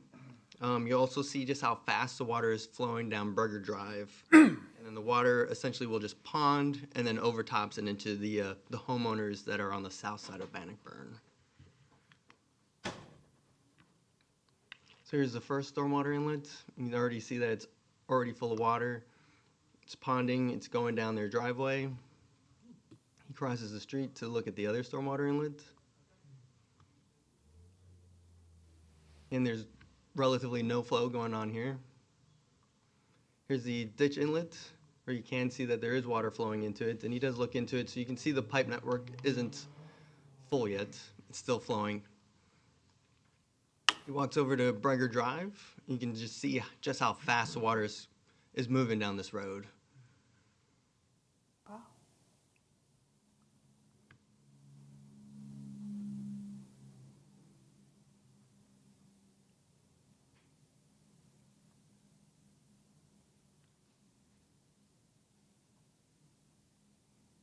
So the houses on the south side, once the water stages above the curb and gutter there, it starts flowing down their driveways and into their, I won't say into their houses, but through their yards. So again, just kind of looking at the bird's eye view again, what's happening is that there's a large elevation difference on the north side of Bregar. And so you have all this water basically flowing down Druid Hills and down Bregar towards all the homes on the south of Bannockburn. And so part of CPH's scope is to do a survey, a stormwater report as well, to look at options, design and construction plans. Last year we budgeted $25,000 for this project. Originally, staff was going to design this project in-house. However, due to availability and resources, we decided to pass this on to a consultant. So that said, staff recommends City Council approve the design task work order to CPH under the existing General Professional Services Agreement for the Bregar Drive and Bannockburn Avenue Stormwater Improvement Project in the amount of $65,859.62 to be provided from account number 130-1721-541.63-17. And I'm available for any questions. Thank you, Mr. McCarthy. Are there members of the public who wish to comment on this item? Seeing none, council member questions. Council members, Vice Mayor. Yes, sorry. Okay, how much is the other shoe going to cost now? The other part of the project, and about when will that hit? The other, The actual, the construction? the actual construction? So depending upon what we decide in design, so there's a couple options, but right now we had budgeted for $250,000 for construction. And about when? How long, well, let me rephrase that. When is this deliverable ready? The design project typically will take about a year. About a year? Okay, so it'll be 2 budgets from now. Yes. Okay. Other questions, council members? Is this one of the projects that we're planning to charge back to the ARPA funds? Yes, it is. Okay, good. If it's as acceptable, is there a motion to approve? I'll move to approve the resolution. Second. Motion, and I think Councilmember Abel got you with a second. Any discussion on the motion? If not, all those in favor signify with aye. Aye. Aye. Any opposed? No nays. Resolution is adopted. Thank you, Mr. McCarthy. The next item is pulled. It was a resolution approving the subdivision plat application SP 22-2 for the plat of 15.07 plus or minus acres of real property addressed as 8802 Industrial Drive with a folio number of 031218-0005. That item is pulled. Gus Carpus, if you want to give us a brief explanation. Yes, Mr. Mayor. That item has been pulled until such time our surveyor can review the proposed plat and give their comments. That is a pass-through. So at this time, the applicant had not paid for that review, so we are waiting for that. And I believe Mr. McCarthy had just received the check for them, and so that information will be sent to the surveyor. Once we receive the comments from the surveyor, then we can continue with the process. Thank you, Mr. Carpus. Next item is the first public hearing, first reading of ordinance approving the zoning reclassification of 13201 Telecom Drive, otherwise known as RZP 22-1. I'd open the public hearing, and in the interest of full disclosure, I would like to tell everybody that this involves the USF Credit Union, of which my wife is on the supervisor committee board of. So that's not a financial entanglement. There's no financial gain other than our personal account is there. But I do want to disclose that. I don't want somebody to say, oh, the mayor's wife is on the board and therefore there's, so anyway, I just wanted to put that out there. If anyone is here and intends to speak on this matter, I would ask you to stand and be sworn in by the city clerk. Do you swear to tell the truth, the whole truth, and nothing but the truth, so help you God? I do. Very good. City attorney, would you make inquiry into ex parte communications? Yes, if anyone has had any ex parte communication, either oral or written, with regard to this matter, please state whether you have, when that occurred, with whom it was, and what the sum and substance of that communication was. I've had none. I've had none. I've had none. If my wife knows about this, she has not brought it up. I've had none. I've had none. Senior Planner Gus Carpus. Okay, once again, good evening. I have a presentation for you. So as the mayor said, tonight you have RZP 22-01, which is a zoning reclassification request to rezone 5.8 acres of property that's located on 13201 North Telecom Drive. The property itself right now is part of a 15.6 acre parcel located south of Woodstock Drive and east of Telecom, oh, I can't even read my own map there, Telecom Drive. Currently, the address is 13201. As this goes through the process, if it's approved through the city, through the platting and all that other good stuff, the address will need to be changed because the parcel created will no longer be on Telecom. The current zoning is Planned Office Research Facilities, so PROF. They're looking to rezone the property to PD. Okay, so prior to the platting process, somewhere in February before March, the county accepted a legal description subdivision of the property, which is something I'm still trying to get an answer on from them. They can accept that at the county level without our approval, whereas a plat, they need to have our sign off, our resolution, and our approval type.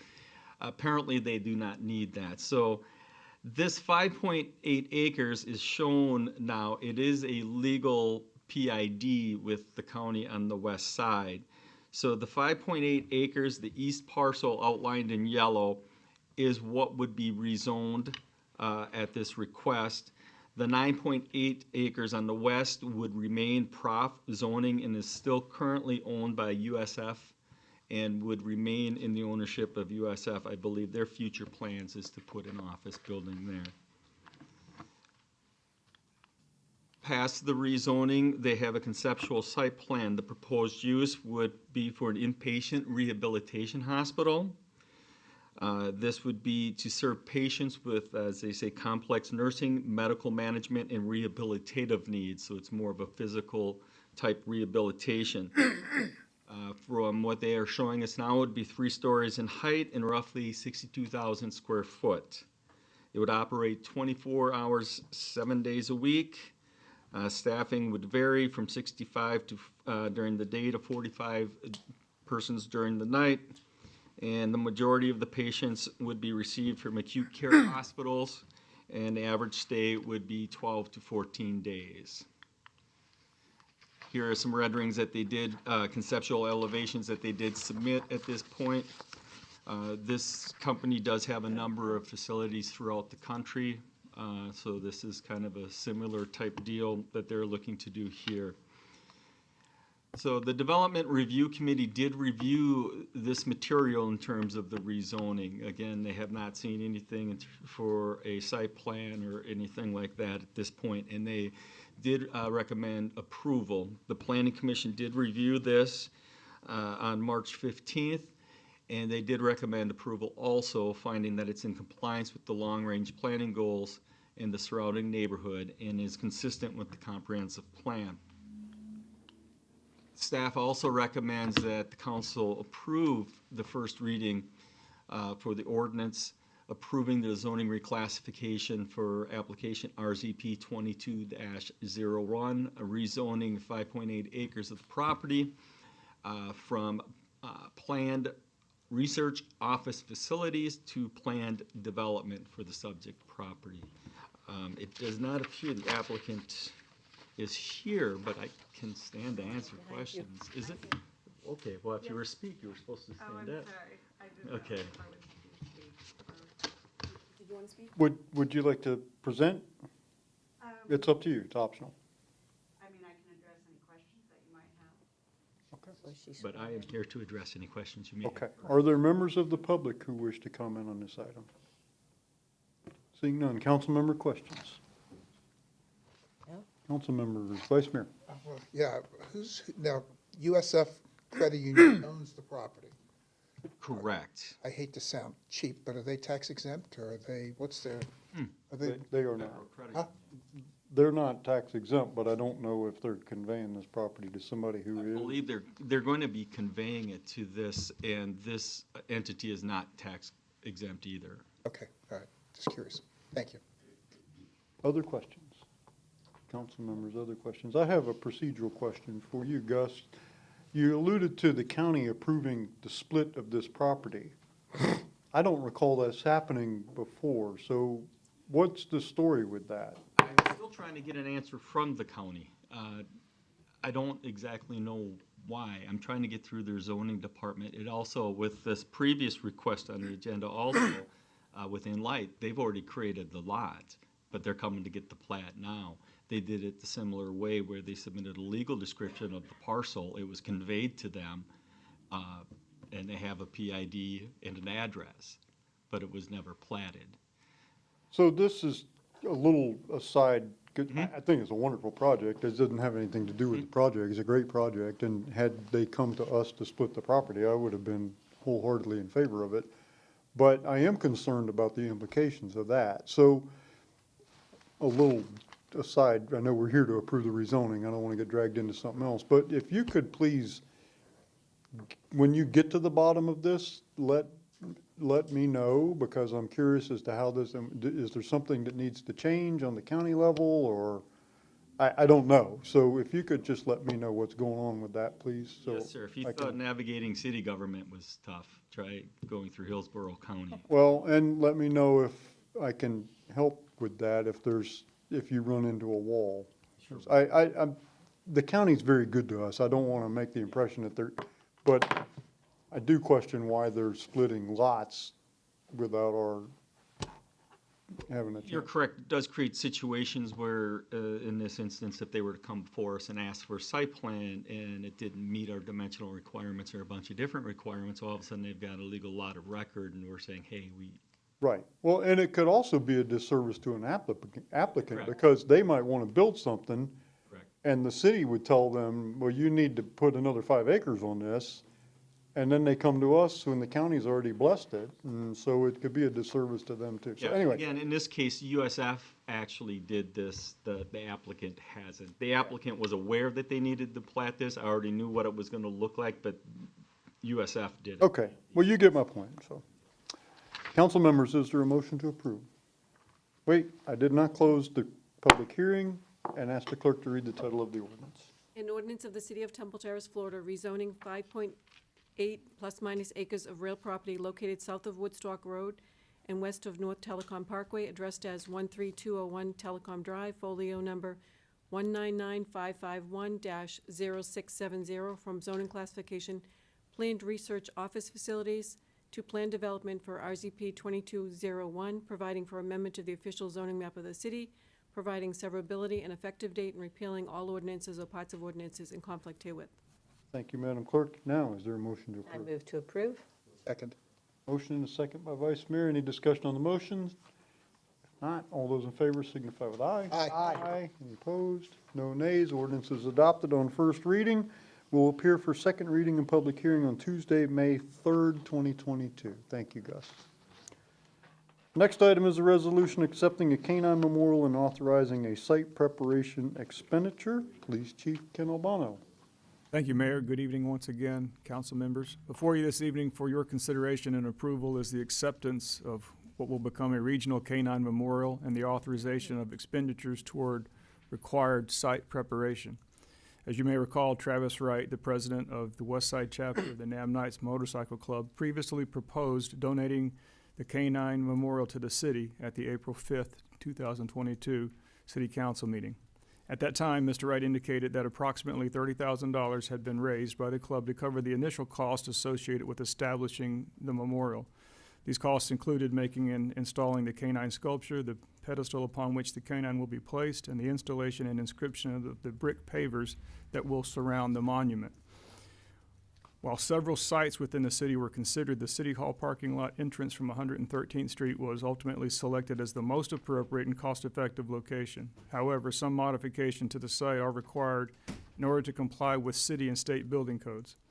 It is therefore recommended that City Council adopt a resolution accepting the donation and installation of the K9 Memorial and authorizing the preparation of the site by Aziz Construction Company Incorporated under an existing city contract for concrete flat work at a cost of $7,684.03. The requested funds are currently available within the fiscal year 2022 budget general fund grounds maintenance account.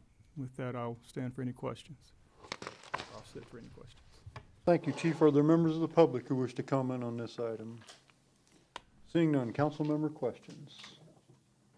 Council member questions. A question for the city attorney. Are you satisfied with this resolution as sufficient protection for the city if things go sideways during the erection or the construction of this, or?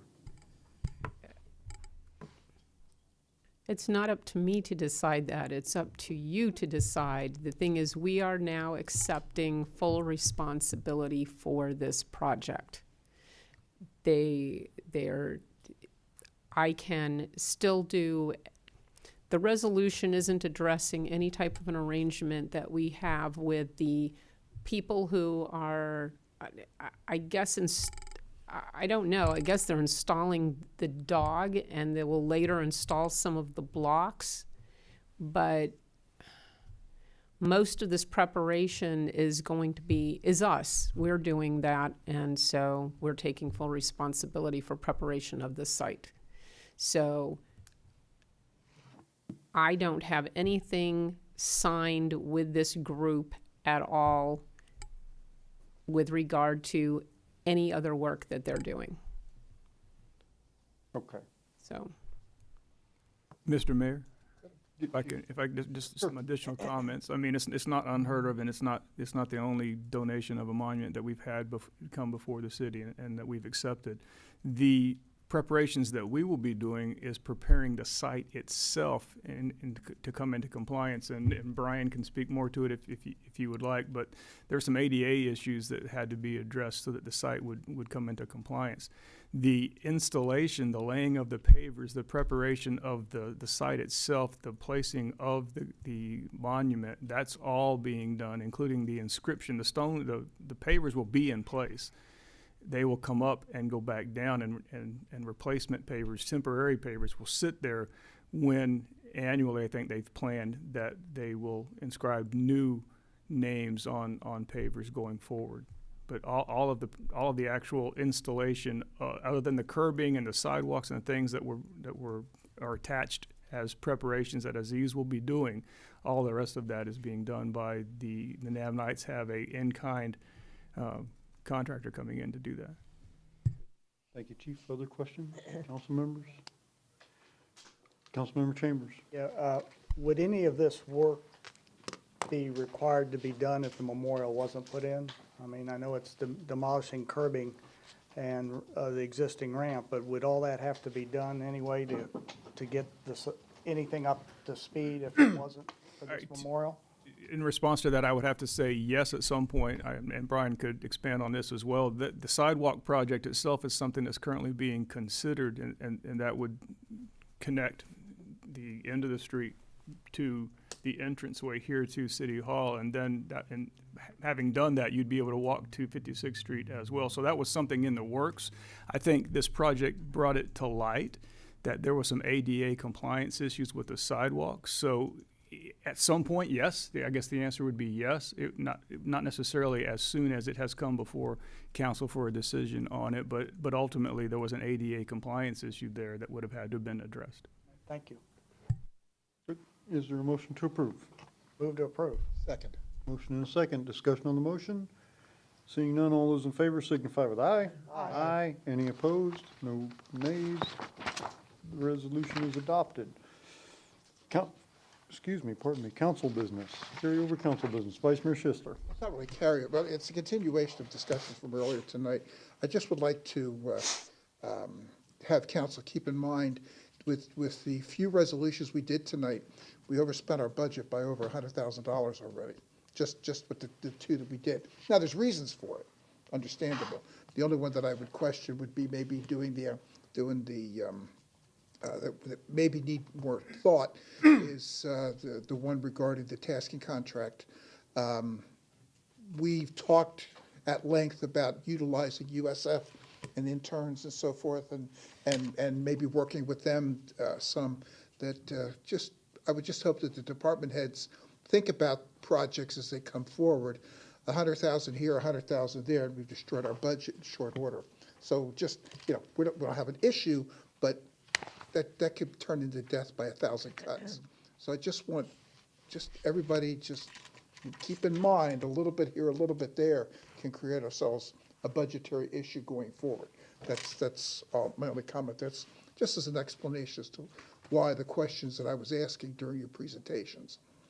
And I'll stop there. Can you, I have a question about that, Vice Mayor. I know the roof came in higher. What else The did we? tasking contract was in the budget for $25,000. What's that? The Bregar Avenue tasking contract Yeah, but was $25,000. Yeah, but that's charging back to ARPA too. That's charging back to The ARPA. project is ARPA, is the tasking contract ARPA? Mm-hmm. Okay. Yeah. We have most of that money spent for other things too, anyway. It adds up quickly, that's all I'm saying. It does, and the effects of this inflationary period that we're seeing, I mean, our bills go up too. So I mean, We're heading into the budget cycle, so it's. we didn't have this inflation No, when we agreed. developed the budget. So, good point. Council member, other council business. I have a couple of things. One, follow up from the last time, our last meeting, I introduced the idea to you for your consideration of having the council confirm the city manager's appointments of directors. So now that you've had a couple of weeks to kind of mull that around, I'd like to get some feedback on that, so I know whether I should get with the city attorney and city manager and work that further, or whether you're interested in doing that. Okay, I'll start. Okay. Everybody else is taking a deep breath. I have given it a lot of thought, but I would still like to see, and I haven't reached out, but I would like to see if there's any other entities at all that does it this way, that has our form of government, manager, council form of government, not a strong mayor form of government. And I would like to see that. I have a concern with us getting too involved. I understand the safeguards and I don't know. We do have the ultimate say if the city manager does something we don't like and he appoints someone we don't like and he doesn't change that, or she, then ultimately we can only rectify that by getting a new city manager. That's what we have in place now, and I think it works. So I'm a little concerned about it, but I want to definitely see if there's more. I don't want to get into hearings like we see on TV with Supreme Court justices or something, and would we get into the public having to come in and comment? Does that mean we're going to have public looking at all the candidates and all that review? And I can see that getting drawn out. So I don't know the answers yet, but that's my concerns. Other council members? I agree with James. I think seeing how we don't cross the line and how other cities do it who have our same level of government is a good thing to look at. That doesn't mean that I'm ready for you to do it. It just means let somebody else show us their method and the methodology and what all it entailed, because I'm sure it's much more than just changing an ordinance here or there, or changing the charter, wherever that would change. I do like having more, being able to weigh in. But I think some of what we're doing right now is a reaction to either what has happened in other jurisdictions or even including some things that happened here. So I want to be careful that we don't overreact. But I am interested in hearing what other communities are doing. Councilmember Abel. Have you done any research into what other communities? No, because I'm waiting to get some decision from this board so that I can enlist the assistance of our staff, which I can't do Yeah, right. until you guys give me the nod. Well, I support it. I would like support for you to looking go into down it. that pathway. Okay. Vice Mayor. Yeah, I too would like to know what others are doing, not so much as a, what's our outer bounds that we could possibly go to. Not that we copy what other people are doing, because I think we need to be our own people, our own city. I don't know how deeply we want to get into the HR portion of it all. I believe, and I don't have a problem with advice and consent on certain levels of directors, but I don't know how deep that should go. Doesn't hurt to look into it. It doesn't hurt to look into it. But I'm a little apprehensive to go too deep into approving every level of director that would report to the city manager. Okay. Do you need a Well, motion? no, but I could have gotten this 2 weeks ago. I didn't get anything more tonight than I got April 5th. So I do have your consent to use our staff to go You further? have my consent too to use our staff, so if that's what you're asking for. Okay, we move well, forward, that's, yeah. that's what I wish I'd asked that question on April 5th, because we've lost 2 weeks and got nowhere. I think we were all felt the same way 2 weeks ago as we do today, so you're right, maybe you just didn't ask a strong enough question. Okay, all right, well, I will look and see what other cities do, but I mean, I don't have a list of cities, but I do know that other cities do this. So I will look into that and give you some more details at the next meeting. The next item, and I was gonna introduce this one after closing that one out, so getting a long list of open stuff now. The next item I wanted to bring up to you is, I think, after talking to some of our community development staff and our city manager, that it is worthy of our time to review the sections of our ordinance that, well, there may be more than one, but the one section I'm thinking of specifically deals with the ratio of outdoor seating at restaurants. And I had a meeting with the city manager, some of our staff, and said, when's the last time this was done? How do we compare to other jurisdictions? And we are, in my opinion, after looking at this, we are stale. We are out of date, and I don't know, we're not need to throw the whole thing out, but I think it's time that we look at this to remain competitive with Tampa, Hillsborough, Pasco, Wesley Chapel, those areas. So I'm asking for your blessing for us to move forward on that, to bring something back before the council. Absolutely, absolutely. Okay. And the last item I have, and this one, the vice mayor asked me to do, and it's a great idea, I just need to get some control over this. The school support committee would like to, now that COVID's kind of opened up and stuff, would like to return to the idea of having the school principals that we support come back before the council like we used to do, and they make periodic presentations. There's two things that I want to try to get a handle on here, though, so we don't have chaos, which is what I'm afraid we're headed for. I'd like to work with the city manager and the city clerk to figure out how to do this in an orderly fashion, because the way we're doing it now is a little haphazard. And like the school support committee liaison to this school, remember, they can't talk to each other either, they're Sunshine Board too. So they're going to their school and saying, could you come as the principal to April 19th? But I don't know that this person's also gone to this principal and said April 19th is a good day for you too, and maybe you too. And then we get a night with a long agenda and we have 3 principals show up, none of them because they've been asked by different individuals. So the other thing I'd like to try to avoid is nights where we have a very heavy agenda and we have 3 principals. Like to try to, is this something we can schedule according to the agendas? Right. So, Vice Mayor, this is mostly geared toward you, but I'd like your permission to kind of figure out with the city clerk and the city manager, what's a way to get our arms around this so that we can coordinate, and is that, Well, I mean, this is something that the school support committee can take care of for you. well, they can't, though, they can't talk to each other. They can talk in session. They can talk in session. They can talk in session. I mean, it's not in a vacuum. I mean, if everybody, we can allocate out, okay, to your schools here, this, and schedule it out through the summer and into next school year. But if we have criteria said, okay, no more than 2, no more than 1 or 2, and move forward with it, we can do that, working with the city clerk's office. They'll be a lot easier for them to talk to their liaison. The liaison to talk to the principal. And how will they know how hefty the agenda is?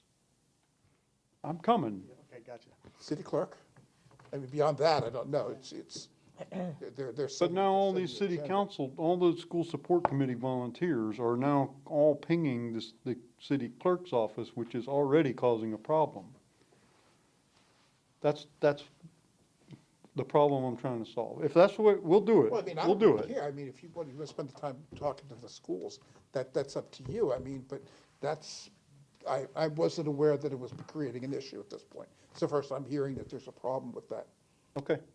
Councilmember Chambers. I was just saying, would it be appropriate to use one of our 4 quarterly town hall meetings to have the schools come in and have a school night where the public can come in? Just a suggestion. Yeah, it's not quite the same though as the council. No? Yeah, it's not the same.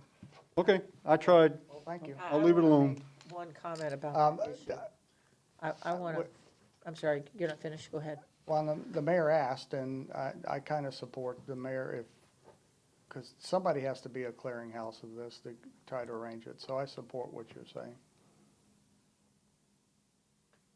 I don't know what you're asking for. But you got other things to do also besides I that. wasn't putting me in charge of this. Well, I said what the mayor wanted to do, which is to have her. I'm just trying to put some order on this. We'll just do it this way and, No, that's fine. I don't have a Okay. problem with it. We can do it that way. I don't really care. I want to know who exactly sets up the agenda. So let's start All with right. this. Okay. 2.5 hours in Okay, now. all right. Let's start with this. If we know that we want in the next 3 months for the schools to come and visit us, and we have, 9 schools, then we should be able to say, as we're setting up the agenda, is there a way to put the schools here and here and here? Is it not that doable? It is, that's what I'm trying to get to, but I hear you. Um, I hear you. I do. I'm asking, if the person who sets up the agendas are which is the city manager's office, can he say, I'm going to reserve space the first Tuesday of the month for the next 3 months to get the schools in? Well, I can certainly talk to the interim city manager about this, but the mayor's point is well taken. I think what you do is you establish a calendar. There's going to be X number of spots on the calendar, and that those people will coordinate with the city manager. The city manager sets the agenda. When the directors go to him with things, he or she will move and try. And I've seen it happen too, Mr. Mayor. So if you are seeing 2 or 3 of them in front of you, and that's happened before, it's because somehow it got through the city manager. The city manager is the stopping place or the approval place for your agenda. He sets or she will set that agenda for you. So creating some type of a calendar where they don't have to talk to each other and they can come into the city manager's office, and then through that connectivity, they can be put on the agenda in the appropriate spacing, so you're not overly burdened on a heavy night. I think that's easily doable, and I can talk to Steve about it. Okay. Other council business? I just have one comment about that. I want to make sure that the schools who we have before us are the ones that the school support committee supports. That's not some other neighboring school in the area that comes and gives us a 15-minute presentation on their wonderful school when they're not one of our supported schools. That's the list I want us to draw from. That's just a statement. You can take it or leave it, however you see what I'm saying. Okay. Is there other council business? New business, board reports? I do. Sorry. I'll try to Councilmember make it- Chambers. Thank you. You know, at the last council meeting, I talked about Tampa Bay Regional Planning Council, and we had the proclamation. Thank you. They displayed it the next day. It was, that Tuesday was the first day of a two-day resiliency conference that had over a couple hundred people attending from all over the United States.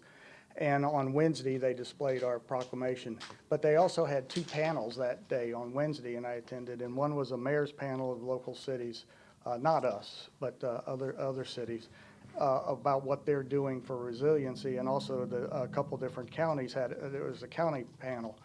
And what we heard and saw from our engineer, the nice video, which is the second video we've had now of the flooding that's out there, is one of the things we heard again was our 100-year floods are coming about every 20 years, and the rainfalls will be worse, and our storm events will be worse. And that was very clear in this thing. And also what some of the cities and counties are doing, they're all going to, they're trying real hard to do electric vehicles. They're putting solar on their city buildings, all the things we talked to in our goal setting session. So that's what I learned in that conference.